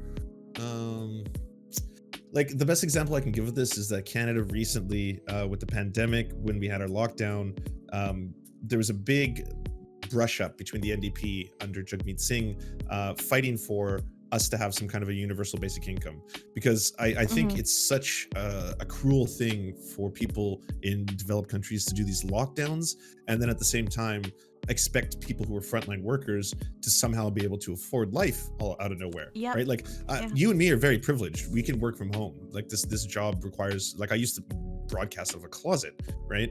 So that's not an issue. But like, to everyone else who has to go into work to then be under a lockdown, it's just impossible. Like, to me, how are you going to have a society and then tell people you should pay rent and eat, and at the same time they cannot work to do those things? So it was totally necessary for Canada to have a CERB program, and it was only because of the NDP pushing up against Trudeau that it even became a reality. And so we had that, I don't know, glorious 7 or 8 months where people were able to get $2,000 a month, no question asked, directly from the government, and that's a very good thing. They stopped doing it, unfortunately.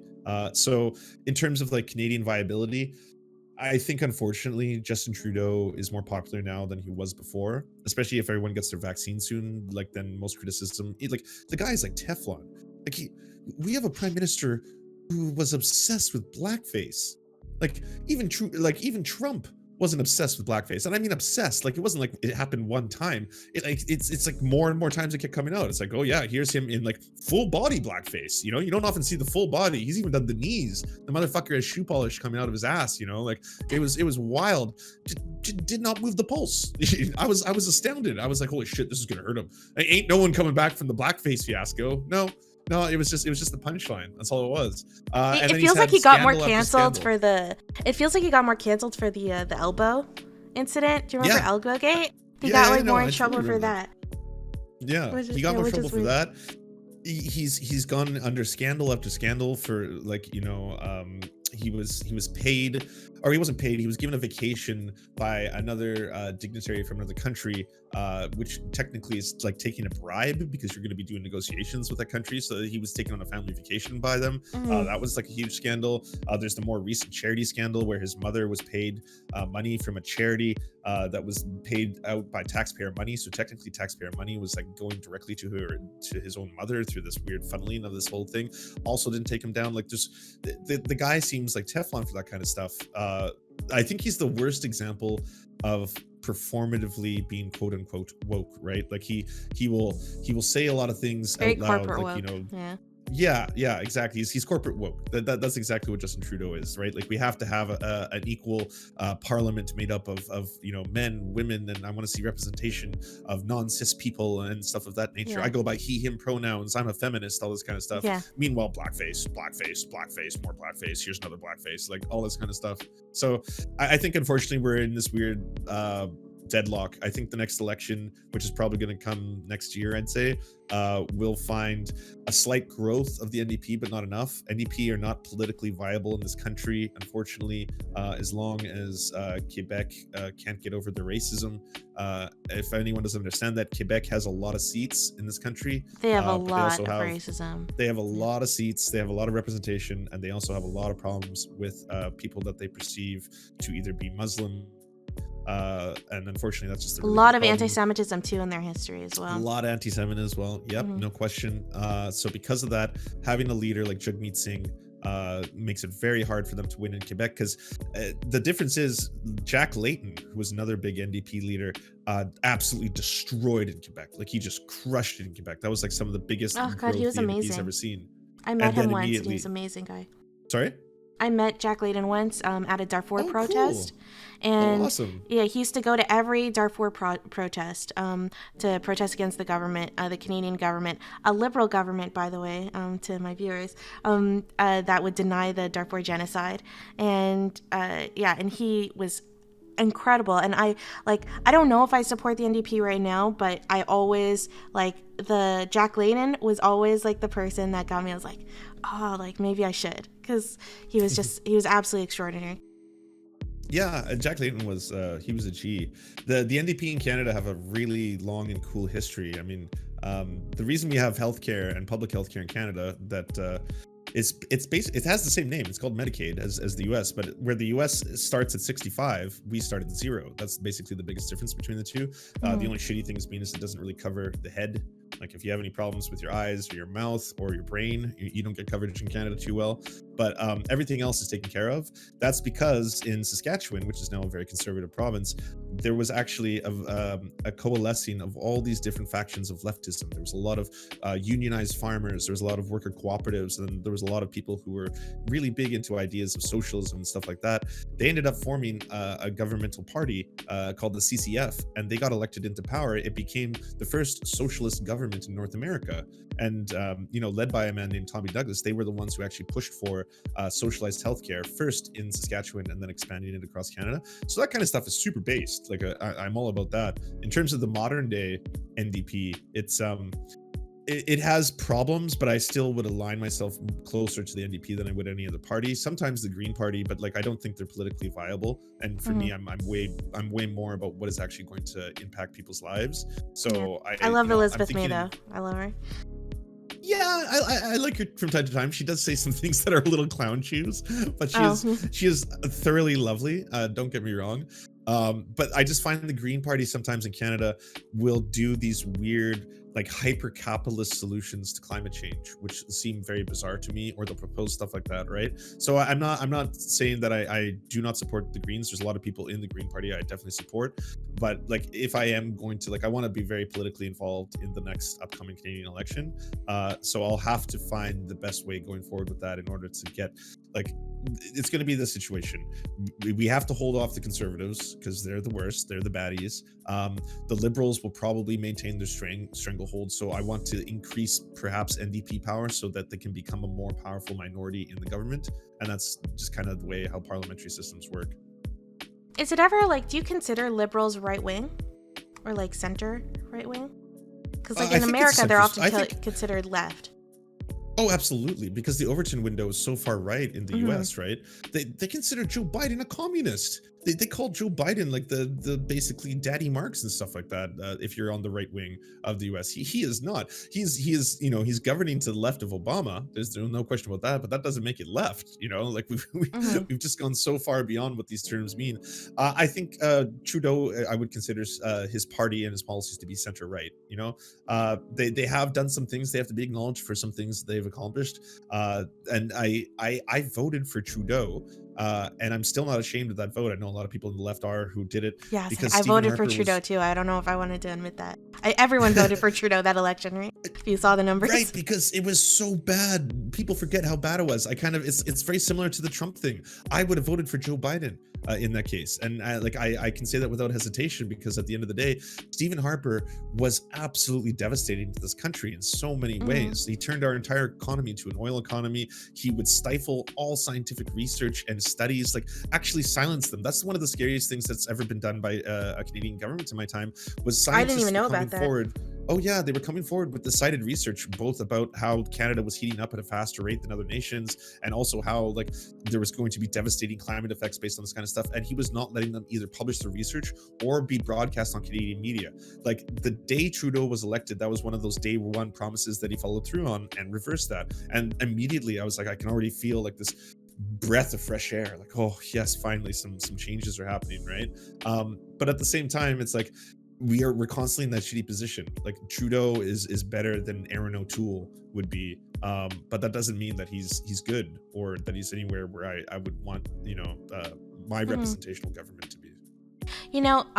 I actually once got lectured by Justin Trudeau on what's it called? Specific type of physics. No, not microphysics. It's super weird. It was like microphysics or something. What's the term for very small physics? I'm not a scientist. Oh, quantum physics. Yeah, I got a lecture from cool. Justin Trudeau on quantum physics. But you were in that room? I've seen that viral clip. That went all over Twitter. Yeah, and he was so he's really, really charming in person, like very, very charming. And you mentioned he's hot, like he's very good. Yeah, yes, okay. Yeah. And he's even hotter in person. But I believe it. He's probably one of those problematic crushes. You got to be like, oh no, good. But you were asking why you think he gets away with all this stuff, and a part of me just thinks it's that, like, he's just got that charm factor.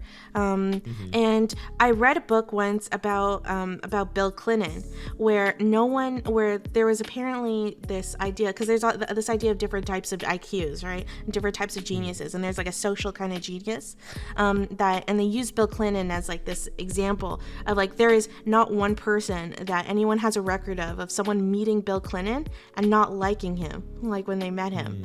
He just had this factor, even with all the shit Bill Clinton has done. He just had this factor, and it's like this fault we have as humans. We get charmed. And Justin Trudeau totally has that charm factor. I mean, just watch him in town halls. That makes you a very effective politician. Yeah, and it's one of the problems. It's one of like the downsides of democracy, right? You end up kind of exemplifying people who have that quality, and that doesn't necessarily mean you're a good governor, right? Yeah, Um, absolutely. so we're getting kind of towards the end of the interview. But Holy shit, it's been 2.5 hours. yeah, Wow. that's. Hey, that's a testament to how what a pleasure you are to talk to, Oh, thank you. Aristocracy, because I didn't even notice that. Wow. Thank you. Well, it's really cool that you and I got a chance to talk because I've heard so much about you, and yeah, that's honestly one of the most privileged things that I've had. So I actually get to meet the people that I used to watch, and that my viewers are always telling me are super super cool, and yeah. On top of that, you're Canadian, and this whole Twitch politics world is so dominated by Americans and American topics, and it's just good to see, a Canadian talking about this stuff. On top of the fact, although I like to say I'm from Turtle Island, not from Canada. Oh, I'm sorry. So could you tell me about the Turtle Island thing a bit? It's the word indigenous people. It's the term indigenous people use for Canada. Okay. Because the continent to them looked like a turtle. But it also, I think it just sounds based because it sounds like a Mario Kart It does level. sound I'm based. like, that's fucking awesome. It does sound based. Do you think, I know in Toronto, Sorry, getting North back America, to but that's already kind of corrected me. Sorry. getting back to the indigenous thing, there's been, I guess, a kind of, something that I find interesting is when you have two marginalized groups and the rights of those two marginalized groups kind of intersect in uncomfortable ways, right? Because it doesn't always, it doesn't always work out really, really nicely in like some woke, woke utopia. But there was like this issue I know particularly in Toronto, and I don't think you're from Toronto, but there was a lot of criticism. Oh, Vancouver, yeah. So there's a lot of Vancouver actually probably has the same issue. There was a lot of criticism directed towards Canadian policies on who they prioritized for vaccines, and they particularly prioritized Indigenous people. So on the I guess the list when they were offering vaccines to people with the highest risk, they would say 85 and over and anyone that's Indigenous. And there was a lot of pushback, particularly I know in Toronto there was. I wonder if there was in Vancouver. By other not as much actually, at least not by the media. I was reporting on this yesterday. They've actually been praising it. Oh, really? In BC media, just being like, we're so proud of this because we had this really fucked up situation where people in Haida Gwaii, and if you don't know where that is, that's kind of in like the middle of the province. Indigenous people in Haida Gwaii had to say, please stop visiting our lands because we don't have the infrastructure necessary to be able to sustain an outbreak if it arrives here. We don't have the hospitals, we don't have the access, we don't have respirators. You will effectively kill us if you come here and bring COVID. And people didn't listen. And Haida Gwaii is this gorgeous kind of place where a lot of white kids go to vacation and drink on the beach and stuff. And they could transfer. But they spread COVID there. It was like one of those really fucked up tragedies. So I was really happy to see them actually prioritize Indigenous communities, especially because there's so many core morbidities that Indigenous people have as well, and so many more complications and so many more alcoholism. Absolutely, they're already ravaged by so many different things, and then and throwing COVID on top of that would be an absolute disaster. So I think it was imperative that they prioritized it that way. I would have liked to see it rolled out, and they're doing this now, but I would have liked to see it start out with a concern for frontline workers immediately as well. For a very long time, I thought it was so fucked up when this all went down, and the pandemic was like hitting hard. I was genuinely scared for grocers and frontline workers because I don't know about you, but even doctors were not getting it for a really long time. Doctors weren't getting it either. But I don't know about you, but when you went to the supermarket for the first time after everything went down, I could see it in their eyes. Their hands were shaking, and these are like teenagers who were like begging your things, but they're just like so scared because none of us really knew what COVID was or how it was going to affect you. It felt like it was some kind of weird zombie movie. So I mean, they're getting to that now, but that's one of my other complaints is that I would have liked to have seen that be prioritized from the get-go. But I mean, no system's perfect. Canada's got so many problems when it comes to how it handled vaccines. I forget, I think it was Brian Mulroney was the Canadian Prime Minister who completely scrapped our vaccine program altogether. And then Jean Chrétien, the Liberals, came into power, and instead of like reinstating it, they were like, nah, why would we do that? Why would we spend a whole bunch of money on a program that could prevent an outbreak when those things don't really happen, you know? And then now Canada was just like, by virtue of being rich, we're just going to be able to buy all the vaccines we need, and we'll even buy them from this world pool that basically is supposed to be intended for poor nations, but we're going to buy those vaccines as well. So Canada's on pace right now, I think, to get 100 million vaccines for a population of like 37 million people. And then they're saying, well, once everyone's been vaccinated, we'll sell the rest. But in the meantime, like, give us all the vaccines, right? Which is also which is sad with, like, especially with India and stuff and what's going on there. God, yeah. Make the vaccine open source. Just that's the best way to treat any of this. Like, just make it open source. It was going to be open source. AstraZeneca, the Oxford vaccine, that was an open source vaccine originally. That's why it was being developed by that Really? university. I didn't know that. To be 100% open source. And then the Bill and Gates Melinda Foundation threatened to withdraw funding if they didn't sell it to become a commercial product. Yes, 100%. That's what happened. And it wasn't even done in this kind of like, a super villain kind of way. It was done in that, like, Bill Gates has this mentality that the best way for them to be able to vaccinate other countries is that makes me so mad. Mass production of these consumer products. It has to be done through capitalism kind of thing, right? And yeah, it infuriates me because people will die. Like, millions of people will die as a result of that. You have to make it open source. That's the way. Yeah, that actually makes me really mad. What I was getting at before with the question was that I know in Toronto specifically, and in a lot of cities in Ontario, it's been like the lower income and particularly minorities, like, and immigrants, like those neighborhoods that have been incredibly hard hit. In Toronto, Jane and Finch is the hardest hit in the whole city, primarily Black and immigrants. Members of the community who live there. And so just in general in Ontario, immigrants and Black people were much more likely to contract COVID and to have, a harder time with COVID as a consequence of all the other comorbidities that they struggle with. So there's been like a lot of criticism where it felt like they got kind of left behind whereas Indigenous people got kind of prioritized, where Indigenous people lived more in rural areas, so they were less likely to kind of contact it. So I was wondering, like, where, what do you think the government should have done in that kind of situation? I mean, I think they should have prioritized people who were going to be directly and most affected. And if that happens to be a very large percentage of the Black population, then by all means, that should be in front of the queue. I know a lot of people were like upset about the idea of like racializing vaccine rollouts. But my response to that is like, we were racializing fucking COVID deaths. Like, look at the numbers. Indigenous, Black, Latina people, they're dying at much higher rates, and the explanation for that is very clear, because they were usually the ones who had to do frontline work, and they had to take mass public transportation. People who are already disproportionately poorer than other people are the ones who are going to be dying from this. Like, we've already demonstrated how we fucking stratify our society, right? And then here's the numbers. Yes, this is happening along racial lines. Is this not fucked up to everybody? So yeah, that should be the way that we also prioritize these groups, right? So I mean, if you don't want to do it in terms of like, you don't want to say that, you don't want to speak about race because that is just like beyond the pale, then fine. Say that you're going to get it to frontline workers, or say that you're going to get it to however those marginalized communities are being affected. That should be like a rollout. Yeah, I actually think that that's a really good way to do it. Honestly, like, first of all, thank you for coming and for sitting here with this and talking to me so openly and honestly. Like, I mean, you were really open about some of the struggles that you've kind of gone through, especially with, being Indigenous and all of that stuff. And I think I commend you on that, and I really, really appreciate it. But you cracked me. They were right. You're the Oprah of Twitch. Thank you. I wasn't even expecting to get emotional today, and then look at this. It's just like, thanks.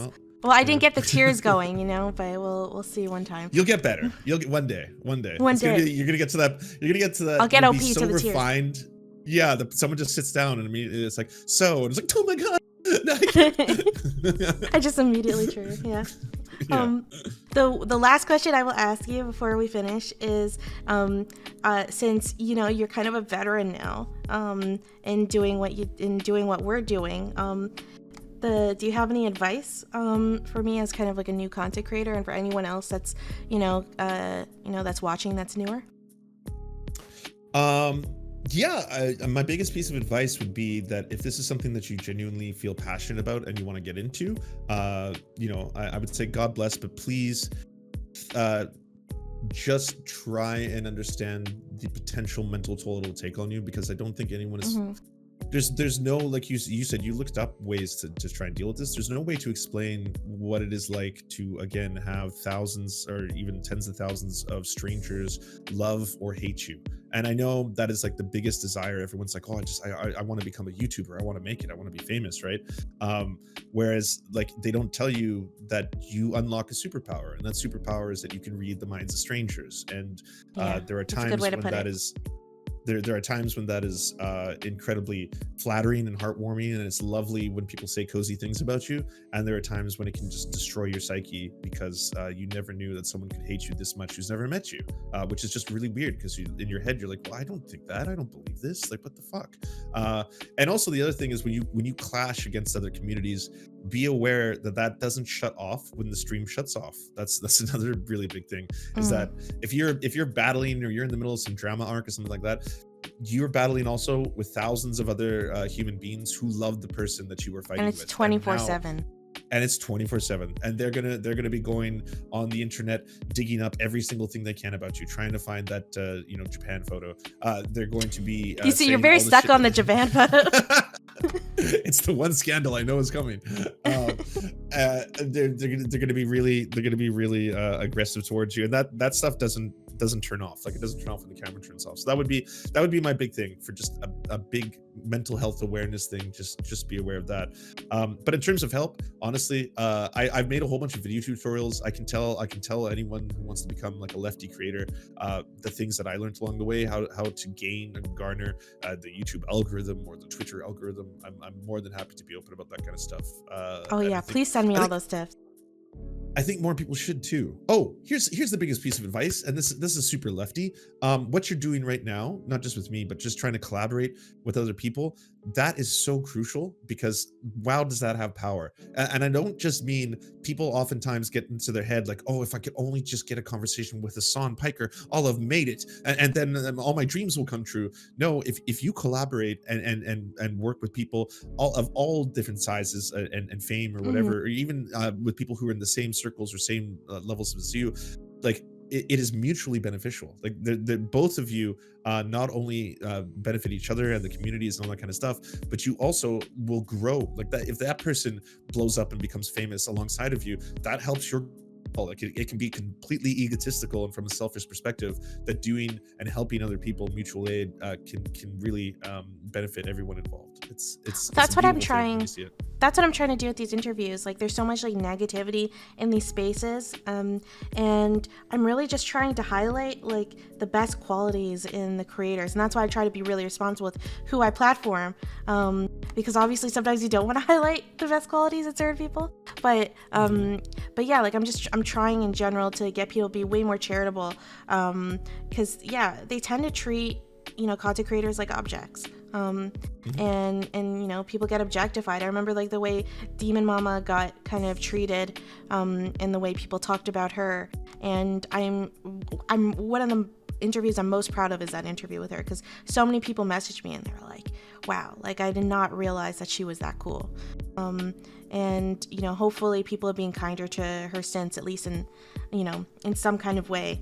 So I'm hoping in general that it at least helps with the community being a little more positive and kind, as corny as that sounds. I don't think a lot of people realize, especially people like me who have all the sissy privilege, that at the end of the day, like, trans people on Twitch get it so bad in terms Yeah. of hate. My hate is based on people who know my body of work and pop into my chat and tell me to Roblox myself because they hate something that I've said or they hate something I've done.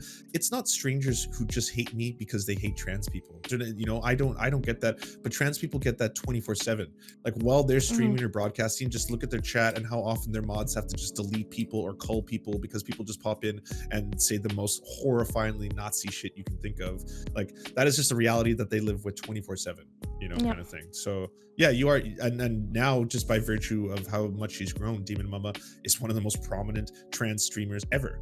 And that's like she considers herself to be a small streamer. She's not like, just trans, she's one of the most prominent female streamers. Like that's in terms of politics. Like she's literally, I was telling her, like, I'm not trans, but just honestly as a fellow woman, like you are literally breaking ceilings that cis women haven't even broken through. And it's like, it's just extraordinary on that end. So yeah, so like, yeah, she's a really cool person, like behind the scenes too. She's been very supportive behind the scenes as well. Yeah, Demon Mama's based. But yeah, thank you so much for this interview. Do you want to kind of, for, you know, my viewers who don't, do you want to kind of just say what your channel is and stuff, though I'm sure most of them know time to plug. I get a pluggy. Time to plug. Yeah. If you want to check out my stuff, please go to everywhere social media is sold at the Serfs TV. Really easy, at the Serfs TV. We also have a website, weareserfs.com. But yeah, I like that URL. The Serfs We TV on Twitch, Twitter, all that stuff. It's really easy to find. And yeah, thank you so much for having me. That was an awesome time. I did not think that was going to be 3 hours long, and I didn't even notice it. So that's like, I usually after an hour of talking to someone in an interview, I'm like, all right, so how much longer does this go? So that's a testament to you, Aristocracy. Oh, thank you. One more thing. Yeah, I'll just say for your viewers to, you know, check me out. I'm Aristocracy TV everywhere, but with an E. When you search me, not the bad kind of aristocracy, right? And we're also raising money. We're also raising money for Allie and her transition. So if you wanna, you could just go to my channel and do like fundraiser to be able to contribute there. We're doing that all week. But yeah, awesome. So thank you so much for coming. Really appreciate it. Awesome. Thanks so much. Bye.